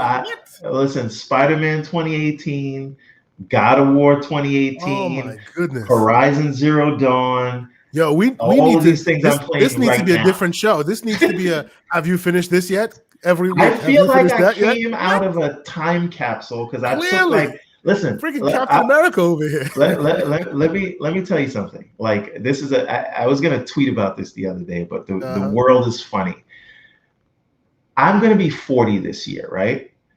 Uh, 10 years ago, I was 30 years old, Hmm. unemployed, food stamps, Medicaid, unemployment, and I kind of made a decision to say, you know, it's not over for me. I went back to school, got into this software and engineering business. Now I, lead a team and do all Hmm. that stuff. So during that time where I was reinventing my life, Hmm. I did not have much time for gaming. Obviously, when Halo came out and the bigger ones and the Breath of the Wilds, I played those things, but I was not gaming really at all. And As far as righteous specifically excuses go, since you have a good one. As far as they go, you have a right? good righteous excuse. Like between 2015, 2016, I really did not Yeah. play unless it was like a Halo or a Zelda or something like that, or a Wow. Mario. You know, Uh, I will say this because for you. You are at a place where I wish I was where you are. Getting to play PS5 on like playing all these like great PS4 games, but on PS5 where all their issues have now been resolved, and in some cases they're getting upgrades. And this is your first foray into like God of War and all the what do you call it, the Horizon Zero Dawn and all that, dude. also Gears If I were 5. you, I, huh? I, I played. Also I Gears beat. 5 there. I beat Hive Busters, but Oh, you also did. I beat. Awesome. Yeah, but because it didn't have anything to do with the main storyline, so No, yeah, yeah. It's just by I'm itself. Yeah. right. I'm also separately playing Gears 5, and Yep. all these things just cement my appreciation for gaming, sort of as a whole. And and Mhm. and again, I'm a separate story, so maybe I would Yeah. feel different Yeah, if no, I played you all are these things definitely when a they separate came story. out. You are a separate story because you are uniquely the reason why console generations don't need exclusives. You're why. Back in the day they did, but this year, you specifically, you're the reason why. Any old person who fell off, who did not want a game for one righteous reason or another, who now comes back, can pick up a PS5 or an Xbox, right? Play all the old games at way better visuals, Yeah, way better frame rates, and and still play it like it was listen, yesterday. Like, and great. also another one, Titanfall 2. Did never played Yes. it when it came out. Oh, that Playing it game is now, criminal. 120. Great. Such a great But game. Yeah. so I say all of that to say this is why that whole old games argument got. They're Yeah. not they are Absolute BS. games. But again, maybe Yep. I would feel different if I was playing them at the time. Maybe I would Yes. want, Yes. but from That's why you and I have differences, because I played them when they first came out. Like now, for instance, like people go, "Oh, that PlayStation Plus network monthly thing, it's so great." I'm like, "Yeah, it's great." So is the stay-at-home thing, also great. But guess what? It's always the games that I've already bought. It's every single. Remember, but guess what? just like last season, last gen, I only played PlayStation exclusives on PlayStation. So all the PlayStation exclusives I already have. So it's great that you get them. I just Yeah, wish they gave me something. I didn't pay for God of War or Days True. Gone, I right? paid all of them. Day one, Or each and every Horizon. one of them. The only one that I actually get a benefit from that I actually haven't played yet is Days Gone. I did not buy Days Gone. The only one I didn't buy, and now supposedly it's much better. So I'm actually looking forward to getting into that. But all Yeah. the others, I've played them. I own them. When you check my PlayStation Plus, it all says owned on all of them. I'm like, I should have never bought any of these. I could have You totally know had the what's so benefit. funny? I had a PS4. Mm. I didn't. I made a new whole new PlayStation account because I completely forgot the password of my old one that I've Wow. had since the Okay. PlayStation 3. Right? Wow, that sucks. So who gives a shit? Like I'm not. I Yeah. care about my achievements. I don't care about trophies. Well, but Uh, isn't your license, like, unless you bought a bunch of, like, if you bought a bunch of digital games, that's tied to that old Yeah, license? but during that generation, really, Yeah, I they're wasn't not very playing good on because you have infrastructure. to understand Mm. when I had stopped, the first few years of Sony's PS4 generation was very slow, so I didn't really Sure. own many PS4 games. Yeah, Right, I and stopped now that I gaming think before about they it, all came out. Now that I think about it, if it was Xbox, you'd be kicking yourself because their infrastructure is solid. All those games follow you wherever you go. Yeah, PlayStation just started that stuff, so and the clearly, first two yeah, years of the Xbox One were great in terms of releases. of releases, yeah, I own Quantum Break and Rise and all those things that they yeah. did between 2013 and 2015. It was Mm, 2015 where I was really like not gaming at paying all attention. unless it Okay, was Breath of the Wild or Mario okay. Odyssey or things like that. But So, anyway, yeah. aside, so you and I both But agree that the next Horizon game is to be watched out for. I need you to finish that game before the game comes out. Come Yes, on now, but I still want to talk about that demo because please. to me, to my eyes, Ratchet still looks better. Okay. But you know, people were kind of blown away by what they saw, and I thought what I saw looked absolutely amazing. Mhm. However, it seems like a logical upgrade if you Yeah. played Oh yeah. If you play the the first last one. one, this This is is not. very It's much a not logical upgrade. Yes. right. It's not the kind of It's jump. not mind blowing. No. Right. But like you described though, most of that is because of design decisions. It's because Yes. of UI. It's because of like the art decisions that they made, and not necessarily because of the hardware limitations. They chose to go cartoony with it, as they should. You don't go realistic all of a sudden after been going down this path with the Decima engine for as long as you have. Now all of a sudden you're going to be Senua's Sacrifice super realistic. It's not the same. Right. It wouldn't work And that way. but again, and so to say all that, like we have to understand, like they're so smart about their game design, Yep. right? And their environment art, again, Mm-hmm. art style, all those things, because what it allows them to do, right? It allows them to, it's still an open world, but the way it's set Yep. up, you have more condensed areas, so you get a shorter draw distance, and that Mm-hmm. will allow you to sort of do raise the fidelity of what you would see. And Yep. so Both just verticality up and down, the water. right, That water is new, by the way. You haven't played the old one. There was no underwater traversal in the old one. In the new one, that's the new hotness right there. yeah, and again, so to me, I saw it. I looked great. Mm-hmm. I feel like people were going crazier over this than they are over Ratchet, and that doesn't make a lot of sense to Okay. me. So let me But speak this into the internet. Let me go speak this ahead, into and the there's one internet more point that I universe. want to make. Sure. Let me speak this into the internet universe because I know it'll come back to bite me in the butt, and I want it to be written down for posterity. I honestly think, as great as Ratchet and Clank looks, and I think it's great, it will be the game that I will pay $70 for. I honestly think there's a lot of hiding in there as well. It's But not as that it's not as next level as folks think it is, because PlayStation, as self-serving as they tend to be, this is next level. This is why we needed the SSD.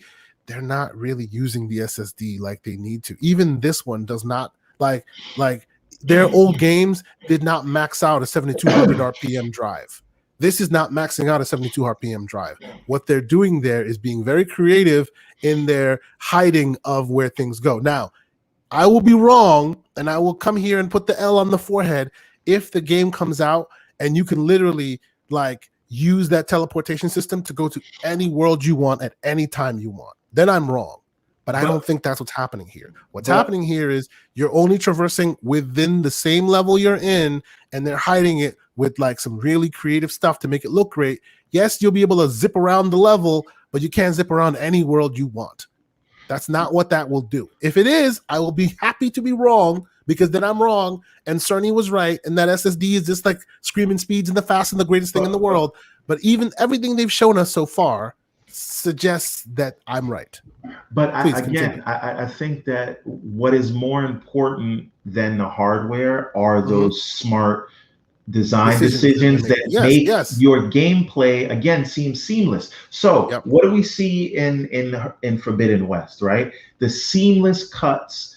from CGI to in-game play to make it In-game feel asset. like Yeah. the Yeah. whole thing is Almost like CGI, a quick right? time event, but it's Right. not. Like it's But boom, boom, boom between CG to real movement. Very, very cool. Well done. right, Yeah. right. So because of those design choices and Mhm. sort of hiding the seams like that, it gives you it gives you that visceral experience. And the same goes for Ratchet and Clank. Maybe it is not like you can go anywhere at any time, but they're smart enough to give you that impression, and that is what we should look for. The tech is nothing without people making those kind of smart decisions, of course, and having art like I've directors said and on the things like internet that. many times, the Xbox may be more powerful. It may be the best hammer available. You may have the best hammer, but that doesn't mean you make the best house. The people holding the hammer matter more than the fact that your hammer is better than everybody else's hammer. Right, Those decisions, those veterans, those experienced developers making those smart choices is what makes a game like The Last of Us 2 be so amazing looking on PlayStation, even though the hardware is not capable of potentially that throughput. They made it happen. You know, all you have to tell developers is, hey, here are your constraints. Yep. And now what can you do within that? And that is what separates the men from the boys. That's right? And I completely agree with you on that. Or the women from the girls, right? Yep. So that is where we could talk about specs all we want, but that's the genius of Horizon Forbidden West. That's the genius. 100% agreed. 100% agreed. Genius of Miles Morales. It is these people looking at what their constraints are and working within that. And I think that Team Xbox, Team Green, focuses on the hardware things because we're waiting for those games to come out. For those smart moves to start happening. I agree with you on that. Here's a quick aside before we, because we're running on 10 minutes to 2 hours. Let's max on 2. Before we go though, I want to ask you: did you watch the Unreal Engine demo? I did watch the Unreal Engine demo. On what is your opinion on that? Because I thought it could only run on the PS5. I was about to say let's preface that by saying we already knew that this is gonna run on the Switch. The Switch. Okay? But for some reason, yes, and I have an Ouya. Don't talk smack. I still have one right back there. I do. I really do. And the crazy controller. Anyway, when this thing came out, people were like, "Oh, this is only exclusive to PS5," which I thought was absolutely ridiculous. But again, it comes back to Sony being smart and understanding people, and then letting those people do the marketing work, hard work for them, right? So all it takes. Clear here again. I am not hating on Sony for it. It stuns me that people can just be so simple. No. Listen, the Joker, Heath Ledger's Joker, told you a few sticks of dynamite and you got the whole city going crazy because it's not a part of the plan, right? And that's the thing. They just said, stupid, though. Listen, hey, Epic, let me invest $250 million into you, which is way less than what I would have had to spend in marketing. And now, hey, show off that and give people the impression that wasn't this is the case. Like 0.5, like 1.5% of Epic, whatever it is, a couple of $1 million. Yeah, it or was like as the Joker would say, a couple of sticks of dynamite. People lose their minds, and they were smart enough to know that, and they were smart enough to know, let's hide the seams. They're smart enough to know. I remember having this conversation with PlayStation folks. They were like, "Oh, did you see that?" I'm just like, come on, man. Let's package Miles Morales as a separate There are game. more, and let's be factual here. There are more developers using Unreal Engine on the Xbox than there are on the PlayStation. Like every first-party dev on Xbox, almost every first-party dev now uses Unreal, whereas not many of them on PlayStation use it. So when this whole thing came out, I was like, you guys got to stop with the slogans, man. Read the teams. Look at what's in read, you know. Read. Come on. But yes, more seriously though, we did see it on the Xbox for once, and there you go. It looked absolutely as amazing as it did on the PlayStation. So here's the thing, though. Let me ask you a question. This is a real question. Let's have some real talk for a minute. Please, yes. Decima Engine or Unreal Engine? Honestly, I would say Unreal Engine. Why? Because Decima has only proved itself on 2 franchises, and barely. Okay. Like honestly, the reason why you want the Decima engine, you haven't played. Okay, before I say that, let me ask you: have you finished any Decima engine games? No, but that's not what I'm talking about. I have finished both Decima Engine games, and I'm telling you, Decima Engine is only good at Horizon Zero Dawn so Okay, far. but let me ask you a question. How much of the tech in Decima Engine do you think is shared with the proprietary God of War engine? When Honestly, you look at not the much. vegetation, Not well, much. No, that no. Believe vegetation it. seems like It may be changing. It may be changing. But if you like if you pay any attention to any of the diaries out there, they are not in the sharing mood as much as you think they are. They do a lot of recreating of the wheel. They're okay. reinventing a lot of it between the various teams. It may change now, but up until now, it wasn't. Like, for instance, the Decima Engine's OG God of the OG God of War that we played, that you're playing now, and the original Horizon Zero Dawn does not share any tech, even though they look like they do. It does not, which is crazy They to me. because I'm playing them both at the same time. Yep, It feels like they share a lot, and they right? don't. So, That but tells now you that, it's Sony's but signature. They make sure that even if you're using your own engine, you got to conform to these standards. but you can take piece of tech from another engine and build it Yes, into your engine, of course, right? of course. But But what I'm saying is, from what has been documented, and it could change, the original outing for both of those were separate in all aspects. okay, The but actually, the reason why the Decima engine became the Decima engine is after Horizon Zero Dawn became as popular as it was, and Kojima started saying, "I want an engine," and they basically finished it up to give him that engine, and they called it the Decima engine. Before then, oh, when Horizon first came out, no one even knew what the engine was. It but was a now proprietary engine used by Gorilla only, and it wasn't used by any other PlayStation offering at all. let me ask you a question, right? Mm, And I'm not throwing shade at the Unreal Engine, of right? But course. everyone is going to be using it. I Yep. know Coalition like is a different story because they're kind Mhm. of like some of They're the built people off of. that Yeah. created it, right? Yeah, they're built off of it. But I Right. doubt that But this generation that Xbox will be all in on Unreal. I think they will transition to like id or so many others because they have many options now. I mean, I hope they can turn around this slip space engine, right? Uh, Well, we'll but see what Halo does once Halo does. But they already have tried and true engines. Id no, Tech it tech, is, right? But it's the I don't biggest want secret that they've everything on. kept. I don't want everything on id Tech, right? Mm. Like and again, this is not to take anything away from Doom or Hmm. whatever, Yep. but And like they have the creation engine as well, which we hear has had a huge overhaul. We'll see once Starfield is shown, yeah, but it's had a huge overhaul, they say. and but my point is like I think Mm, that apart from the coalition and maybe Ninja Theory, I'd mhm. like for Xbox to lean more into their own in-house engines Oh, because that goes without saying, my friend. They are going to do that, and the number one reason to see that is why would you want to pay, why would you want to pay Epic so much royalties? Because after you hit a certain amount of money, then you owe them a lot of money, like because you're using their engine. That's just the way they have yeah, changed the business model. they need to build in whatever they're doing at Rare with the water tech. Like everybody Exactly. needs to use So that. yeah, And so as you know, what do you call it? Turn 10 is not using Unreal. Turn 10's water physics and all of that will be what do you call it? Not Turn 10. What do you call it? What's their name? Rare's water physics will most likely go into Fable. That will be a different engine, but they'll also leverage that.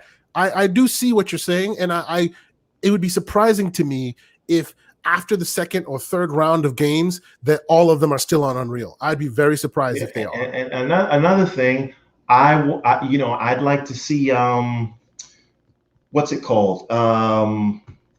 Jesus.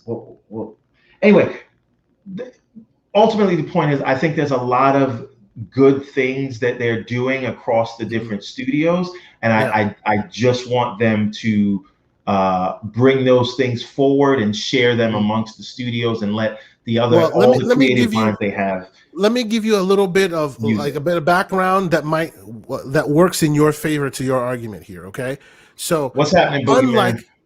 unlike yes, I see Boogie. How you doing, man? Good to see you on here. Unlike unlike what PlayStation's doing, which is proprietary, and now they're slowly but surely like creeping into the PC space. If you've paid attention, you'll know that, you know, DirectX being the tip of the spear in all things game creation on the PC side, Microsoft has done a very good job in making sure all the next gen Ultimate. tools, all the next gen tools are leveraged both on AMD and NVIDIA's side. So when you're building a next gen, quote unquote, next gen game on PC, you're leveraging a lot of the same tools that Xbox has built in. They did. You know, part of the reason why the 360 was able to get a lot of the games that they were able to get, and it was because it was a lot easier to develop for. Exactly, because PlayStation screwed themselves with that cell processor. And if they are successful with DX12 Ultimate, and you have all the people that know they're building games for PC, and they're using the same tool set, so it makes Sony the ones that you have to learn. They're the odd man out. That's exactly what's happening. That is a strategy that could work well in their favor. There's even conversation about the quick resume being somewhat leveraged on PC with new tools that Sony, that's right, that Microsoft is now coming out. So it's a very interesting move. It's basically Microsoft creating their own cell-like process, which is an unusual process from how things are normally done. But instead of, hey, we're keeping this proprietary to us, we're going to put it into the open source framework that everyone uses to make PC games. Yeah, so and another thing, choose to use it, but chances are you will use it, and then you'll leverage it across our box because it's easier to just use it across for PC and our box. And PlayStation is the only one with their proprietary tools now on the outside. You know, it's a very interesting strategy to use. We'll see how it works out. This is another thing what I was going to say before is it's not just the actual hardware tech or tools, but it's also techniques. Right, that can be shared. So I'd like to see Ninja Theory share their motion capture process with the other game studios. Right, you get your water from Rare. You get your water from Rare. You learn the tricks of the trade from Ninja Theory. Have some people go in there to the other studios and say, this is how you do this. You learn some of the stuff from id Tech with guns and how they operate, right? All of these things can be put together, even if it's not everyone using the id Tech engine, but people sharing those ideas. So I hope that is one of the benefits of what we see here. And if we can, before we leave, right? And I don't want to skip past this topic, but if we can, before I forget, I want to talk a little bit of Sonic. You really want to talk Sonic? Really? Only a little bit. Okay, go for it. What are your thoughts? Come on. What's been in your mind about Sonic? Because I saw the announcements and all that, and I'm just like, I am one of those people who are both from the generation that played the OG old school Sonic games, but I'm also from the generation that loved Dreamcast. So I have a small place in my heart for the 3D Sonics as well, but still, we're over it. Like, stop. Why did they even have a Sonic Direct? Why? Continue. Because it's Sonic, man. Oh, whatever. Sonic is past his prime. Let Sonic die. Sell Sonic to somebody else who can reinvent them. I told you. I told you I would not be mad at all if Sony worked out some kind of licensing deal for Sonic and they let Insomniac make a Sonic game. Somebody needs to grab them, and they need to get moved off to newer ideas because they keep Sega keeps regurgitating the same idea and thinking that, hey, maybe this time you people will like it. Well, maybe this time. I mean, they're whoring around the Sonic character. I just want him to be at the same level of prominence as Mario. Give him but they can't be. He can't be because Mario has evolved. Many times over. This is my argument. I think they need to get Sonic. If I'm making a Sonic game right now, you give me a AAA budget. You know what I'm doing? I'm working it into the story that Sonic lost his speed. And now the game is about traversal, and you make it feel like So platforming. Spider-Man. Yeah, Jet Set Radio is really what I'm thinking. You making it like that kind of thing, and it Okay. becomes that, and you have little moments of speed. Because think Uh-huh. about it. Think about the teleportation mechanic in Hmm. Ratchet, right? How you could Okay. not jumping from level to level, but just moving to behind the character. How they Hmm. kind of bring the thing forward. Couldn't you Yeah. say that that's like a dash for Sonic? Right? If there's Yeah. things that could Yeah. be done, you could have him rail sliding, wall running, jumping off of things, really lean on the traversal and verticality as opposed to the speed, because Okay. it's really a meme now that Sonic is about speed. And if you do that, I think you can reinvent the idea of what Sonic is, Hmm. as opposed to, well, he just has to run fast and we have to do loop de loops, right? Yeah. That is I what honestly, I don't know, man. I don't know. I honestly think Sonic needs to be Sonic as we know it needs to die. It needs to be done but because what do they've you think about tried and Sonic? tried. What do you think about Sonic Colors? Is that a new game or is that something? It's a remake of an old game, Okay, Sonic because Color. I never Yeah, played that one. yeah. It was one of those Because offshoots that weren't worth but it but this is the thing at the about time. Sonic. There have been so many Sonic games. It's impossible to keep up or know what they're doing It's because time they for them to released let them it with die. no notoriety. I didn't even know. I thought Sonic Colors was a new game.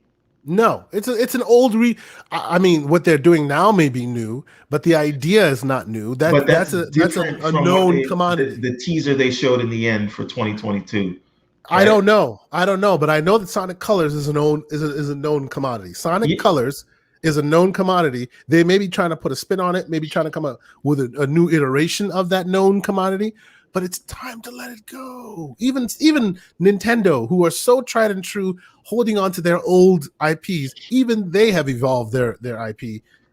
Like Mega Man. That is like such a waste.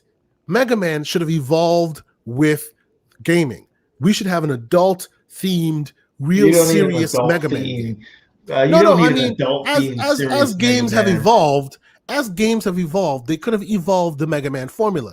It's look, Mega Man and Sonic back in the day were instances where story was light, gameplay was heavy, right? That's what it was because that's what games were at that time, and righteously so, right? But we've moved on from that. A lot of games have now taken even Mario of all things, who still keeps a very big emphasis on gameplay. They are also putting more credit and putting a bit more resources Yeah, into the place where having game. Peach leave you on the moon after you went all over the world But, chasing but, her. Like but you you know what I'm saying? Like the story is now not just a little listen, side Peach, crap. They're actually Princess putting Peach, emphasis into it. Princess Peach has been Bowser is Peach's side piece. And Mario keeps running after her. Why you think she's still getting kidnapped, Mario? No, I doubt that, man. I doubt that. He just keeps getting caught. They just keep getting Come caught. on, But man. you understand what I'm Mario, saying? there's Like somebody Bowser's shoes is under your bed, and those shoes I are not honestly yours. think I honestly think that Sega got tired of trying to evolve their formulas and just kept going, well, people liked them when they were, so let's just keep giving it to them over and over and over again without evolving it. And Sonic after a while, folks are tired of the same Sonic old thing. Mania was amazing. I just wish they would have gave it updated graphics, and that would have been like Well, Sonic Mania wasn't technically their game. Sonic Mania was a game by a fan that Sonic went what am I yeah, talking about? Sega licensed it Sega. to the Yes, Sega went. Oh, because remember in the beginning, what that fan was making their own game, and they were ready to go to litigation for it. And then eventually, Sega went, "Okay, we'll license it, and you can do it with us." That's why that Sonic Mania is as good as it is. but It was listen, being done under duress, even against Sega's life. Sega didn't make Streets of Rage 4, Exactly. right? And so they smartly let someone else take that idea and give it a fresh take. but this is part of the reason why there's a lot of talk like, oh, Microsoft should buy Sega. Should they? What are they getting if they buy Sega? They get IPs that they can then leverage different developers Well, for. who's going to make those? That's the question. That's the second part of Right? the puzzle. And It's just like Killer Instinct. They have a great IP. Who's no, making but it? if you buy it, you have to manage that. And That's who's right. going? Matt Booty's not going to manage it. So that means Yeah. you're going to I buy actually You're going to buy them for the amount of money you'd probably have to pay for WB just to get Well, IP that you're going to have to revive because Sega has not been doing a yeah, good job mhm, at keeping their IP great. So what are you yeah. really getting? Right? You're really not getting much if you buy Sega. So When it comes to that I Matt don't think Booty that makes conversation, sense. when it comes to the Matt Booty conversation, that's a question that we also have to wait to see on, because like I think that was also another thing that somebody spoke on. I heard, I forget who said it. I should give them the credit they deserve, but basically the idea is, right now everybody's talking about how Microsoft is focused on buying publishers instead of individual developers because Booty can't handle anymore. True, but what that Kind of lends disrespecting credence Matt Booty. But that lends credence to the idea that the next, if they happen to buy, let's say for the sake of argument with this whole WB thing, let's say they buy NetherRealm, only NetherRealm, because that comes with Mortal Kombat, they could hand that off to Bethesda because Bethesda doesn't have as many studios to manage as Booty does, right? Booty has reached capacity, whereas Bethesda has not reached capacity. They've always had well, what they've had, but the thing right? is, I think if the WB thing is possible, Mm-hmm. I actually think they run it as a separate arm, right? Because why not? WB Games has their own publishing arm. They can But that release these would be things, and if they came and they bought the whole deal, which I don't think they will buy the whole deal because, as has righteously been pointed out, there's no way WB is selling with all the IP, and Microsoft is big on IP right now. They're not just but buying the studios; I they need the understand that. IP. But what I'm saying is, if you're buying the whole thing, right? Mm-hmm. That if you get WB Publishing has the rights to make these games, Well, right? So yeah, so WB Publishing has the right to make the game when it's all under WB. The minute you buy WB Publishing, all of a sudden that's a different conversation that needs to take place. Could they come with the IPs? Of course they could, but we and don't know that for sure. That's the thing. one and What it, and we it, know for sure is that NetherRealm comes with Mortal Kombat. That's the only thing that's for sure. They don't separate that because NetherRealm comes with Mortal Kombat. All the other studios don't come inherently with their IP. They're but just not, and leveraged. I think even Mortal Kombat becomes complicated because you see WB's trying to turn that into a franchise. So does Well, WB even sure, want to let go the rights of Mortal that Kombat? may be true. That may be true, but the difference is, I think, and this is just me speculating, but I think that wherever Boone goes, he'll take his IP with him. He's really big on that. Remember, from college he started it, and he's the names on his checks have changed, but the IP has stuck with him.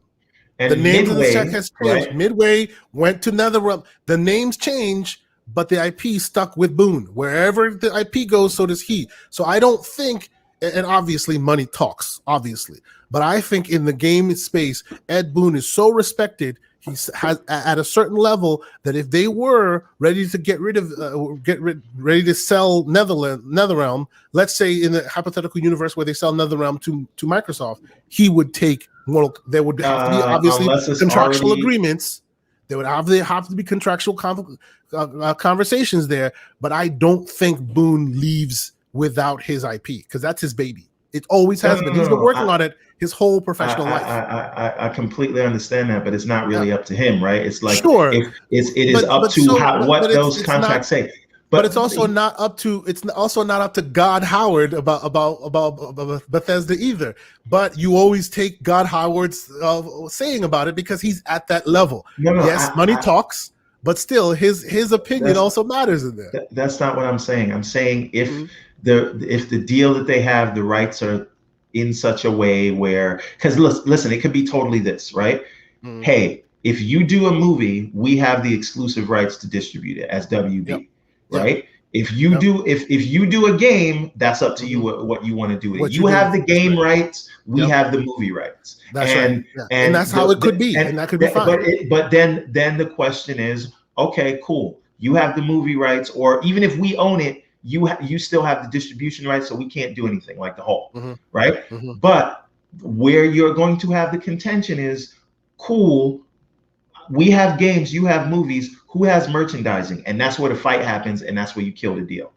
Yeah. And that's really the complication in all of that. That being said, I think it is entirely possible that they say, hey, you buy this thing as a package deal. Mhm. Uh, WB Games has the video game publishing rights in the same way that EA has the ironclad rights for the NFL and they had it for Mhm. Star Wars, Yeah. right? There's a deal that you can have there, but Microsoft then has to say, well, okay, how much am I paying for this? How much Mhm. am I paying for the exclusive rights? What percentage does WB get of each game sold? Right? And is it worth it? Because maybe that deal costs $4 or $5 billion. What else could I buy for $4 or $5 billion where I would get all the rights and it's less Yeah, complicated? and that is what you're describing right there. That is why and what you're describing right there, plus their historical like attention to IP licensing. That is why I think they get all or nothing. And that's why we Because, don't have like a for Mech instance, Warrior game. exactly, they could have easily created a Mech Warrior game, but they've chosen not to because the rights are not all theirs, I and they just want also it to want be to all point out theirs. this is the point that I was making about they have to make that calculation, which I think the money doesn't fall in their favor about Yeah, locking down any superhero, right? Because think sure. about that. If Uh-huh. you're gonna pay to lock down Black Panther or Uh-huh. X-Men or whatever, the Xbox Sure. X-Men, Yeah, yeah. like how much is Disney going to want versus how much you're going to have to spend to give them, and then all the development cost falls on your end, so you're assuming Well, all but the risks, giving them remember, the money. Is it worth it when you remember. could just buy another I IP? hear you. I hear you. But remember, they are trying because we've had this conversation in many different ways, and we're close to the end. We'll have like one more time here. Just like they've given up on Steam because they realize they can't beat Steam, right? So they're working with Steam. They've given up on Android. They can't beat Android. So instead, they recognize that Android is a platform they have to be on. The last thing, and this is my speculation, but based on everything we know about Microsoft, everything we know about them historically, they hated to do it, but they gave up on iOS as well. They wanted to beat iOS, but eventually they recognized that it was a platform at this point. They can't beat it. There's no way they want to do that for PlayStation. They don't want to be like, okay, we admit it, they're a platform. If we're going to succeed, we need to be on there as well. So that's why PC is huge for them. Console is huge for them. Obviously, the amount of console players aren't as big as PlayStation. How are they offsetting that? Mobile.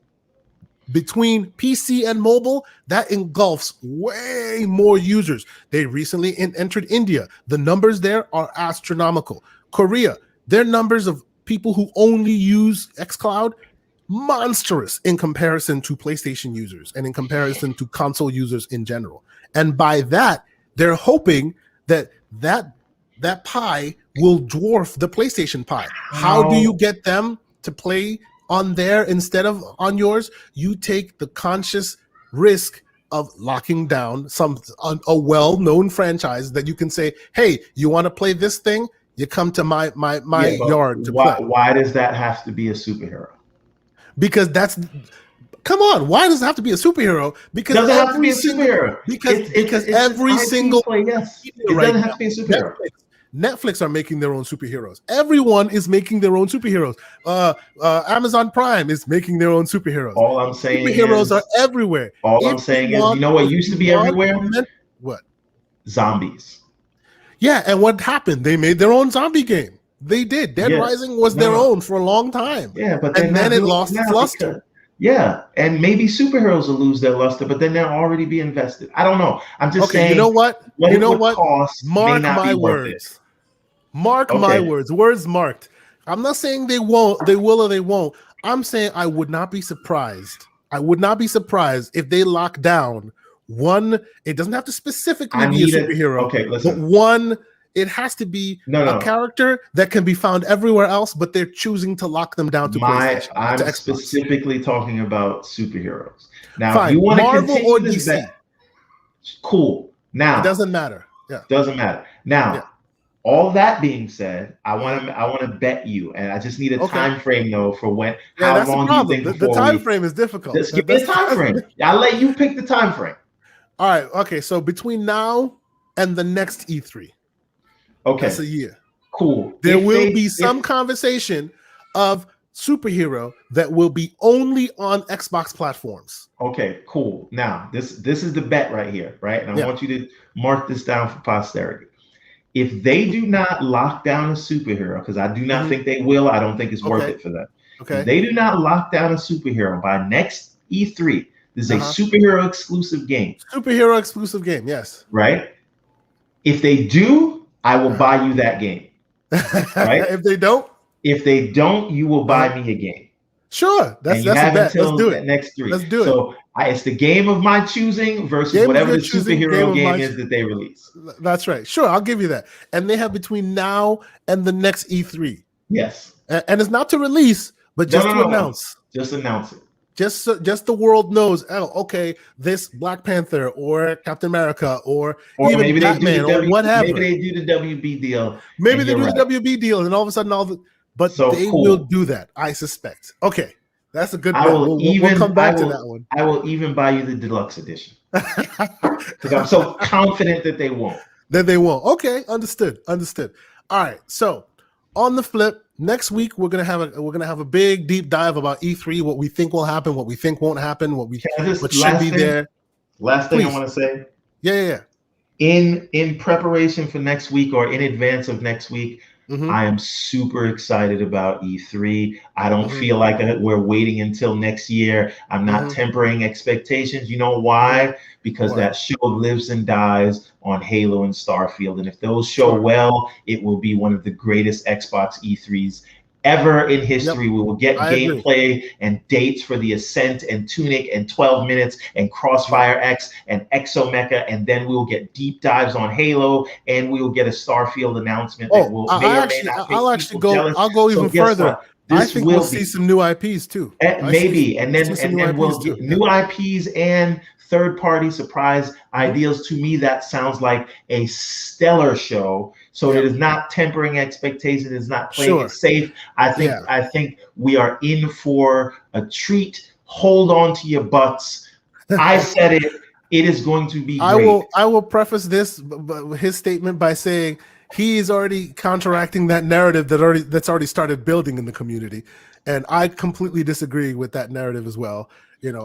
I do agree that if you're playing that what do you call it, the people keep saying it, what the heck do they call that, the E3 of dreams BS that people keep trying to say, that's not what you're getting here. No, F that. I'm saying if Halo shows well, and Starfield is what we hope it is, that will be the E3 of dreams. That is what I'm saying.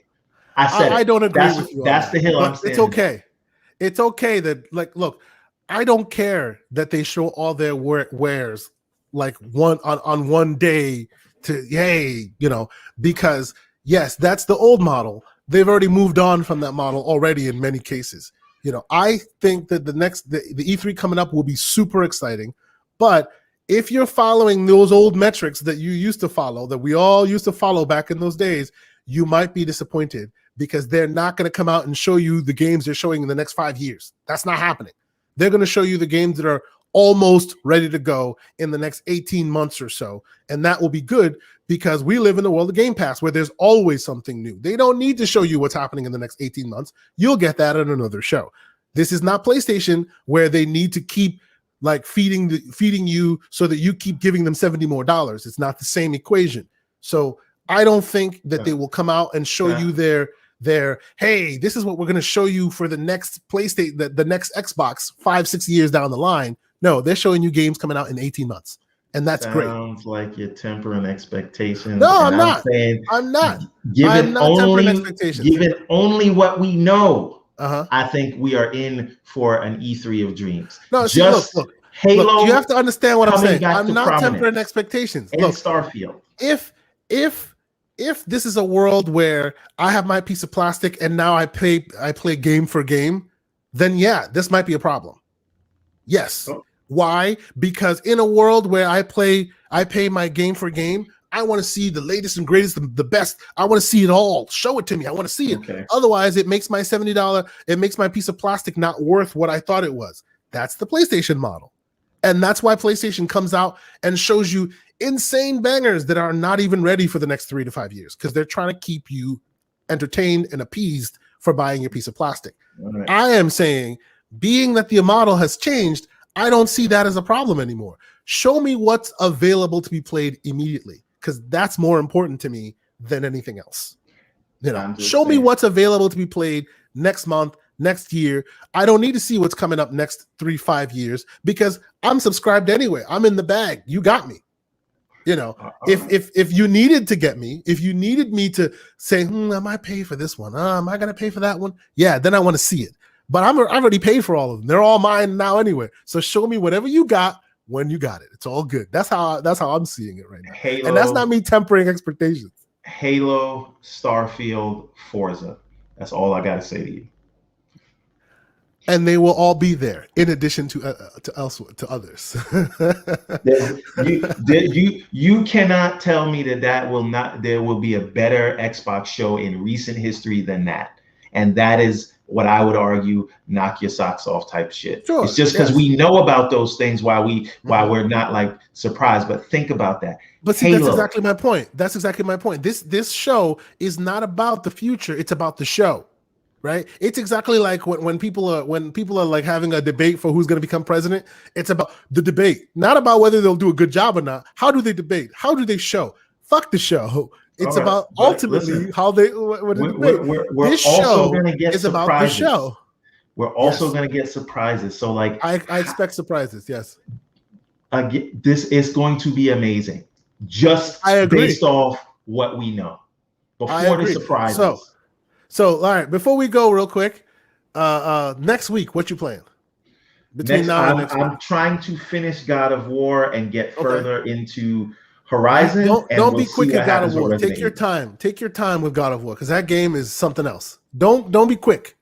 I would say try to finish Horizon Zero Dawn before the next one comes out, but don't be quick with God of War. Take that one. Yeah, but I don't even know if Horizon comes out this year, man. I mean, it has to be out by the holidays. Yeah, I'm surprised they didn't make any. They should have just said 2021 just to kind of solidify that. They didn't do that, so I'm kind of like, it might not come out this year.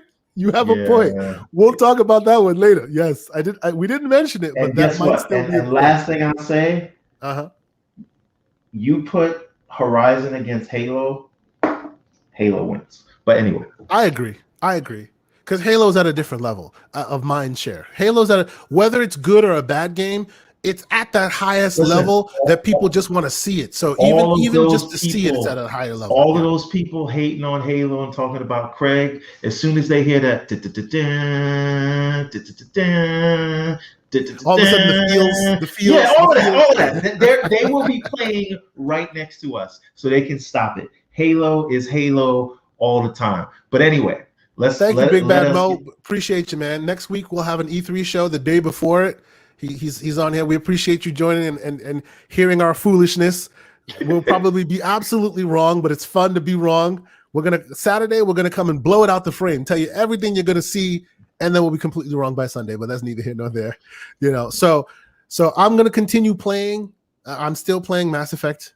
I'm still gonna continue playing Biomutant, little by little. I'm probably not gonna be. I'm not gonna play the campaign, but I'm gonna be 20, 30 hours into just the game, just walking around, getting into trouble. That's the fun I have in that game. Needless to say. So I'm looking forward to that. And what games are you this week gonna call your name? What you trying to play? God of War and Resident Evil. You're trying to finish up Resident. Okay. Yeah, Resident Evil 7. Okay. So yes, next week there will be the E3, the big E3 that'll come out. Like as we know, E3 has already started out in dribs and drabs. We saw like what do you call it? Far Cry 6 demo coming out, which was cool. Very Far Cry, yeah. As you know, the graphics look great, but it's more Far Cry, right? And Sunday, we already know that at times. Yes, at times, I agree. Other times, some of the gunplay looked amazing, and then at times it's like, we'll see. Sunday, we know that's the Microsoft show. I should know. I think I said this to you. Mr. Boom from Double Barrel Gaming invited me on his show, so he'll be doing like a monster panel. I'll be on there. I don't know who else will be there. I'm excited to jump on there and have some conversations there. So Hopefully, folks will catch me on there as well. I'm sure, Mr. Everborn, between now and then, you have many other shows that you from time to time like to guest on. But before we go, let's see where people can find you on the internet. Where what you're doing this week? Where can folks find you? Well, as we say every week, Everborn Saga everywhere. That's Facebook, Instagram, TikTok, Twitter, Xbox, Steam, PlayStation, you name it. But more importantly, check out everbornsaga.com, where you could get into this amazing comic series that we're putting together. We've got Prince of Arcadia chapters 1 through 3 there right now. Chapter 4 is getting ready to drop. Also, Ariel's Adventure Chapter 1, and we got some new series coming soon. So if you want to know what the Everborn Saga is, I know you've probably been hearing about it a lot on the internet. Just check out everbornsaga.com. I promise you, you will not be disappointed if you are into anime and manga and comics. So very cool. Everbornsaga.com. So we will be having, as you know, we switched up the format of the show a little bit and trying to keep it a bit more organic. It's about me and my brother here, like getting into nice arguments, having fun, chopping it up on games. Give us your feedback. Let us know how you feel about it. You know, do you want us to be more professional? Do you like us going more off the cuff? I don't want to be more professional. I'll tell you what, we had this conversation of the changing of the format because we always said, you know what, our offline conversations are way more interesting than the online ones, and I agree that was the case. Indeed, and we're going to try and rustle that and make the offline conversation more of an online conversation, so folks can like join in and we'll join the chat and we'll have conversations with you folks. It's true that we do definitely have E3 coming up, but besides E3, we have other shows we're mentioning. Like as I keep trying to point out here, there's my Quest 2 right there, and up there is the Valve Index. We're gonna have a VR conversation one of these days. One of these days soon, we're gonna have a VR talk, and we're gonna whip that out. I think we should have that talk in VR and find a way to stream that. Hey, bro, let's do this. We could totally do it. You know, let's figure out the logistics. We could do it. I'm down. Let's do that. That'd be really awesome. I'm looking forward to that. We could totally have a conversation in VR. I know some methods. Folks are having podcasts in VR and they're using their avatars to speak to the public while they're doing it. Yeah, so we can look into that. But I really do want to have a VR conversation in the next couple of weeks and talk about the benefits of it and how people are, because I know that's a side of the gaming house that folks don't really, either you're in it or you're not. And I'm here to tell you that if you're on the fence, you should be in it, because there's some really cool, interesting things there. But until then, I am K Asante in the chat. I'm K Asante on Twitter. I'm Angry Old Gamer on Xbox, on PlayStation, and on Switch. I'm a bunch of numbers that you can find on my Twitter profile, because Nintendo likes to do it that way. Mr. Everborn is Everborn everywhere else, on social, on Everborn gaming platforms. Everborn Saga, please, on gaming platforms everywhere. And you will see us between now and next week. You'll see the gaming talk. You'll see the E3 talk. And until then, we'll see you next time. Peace.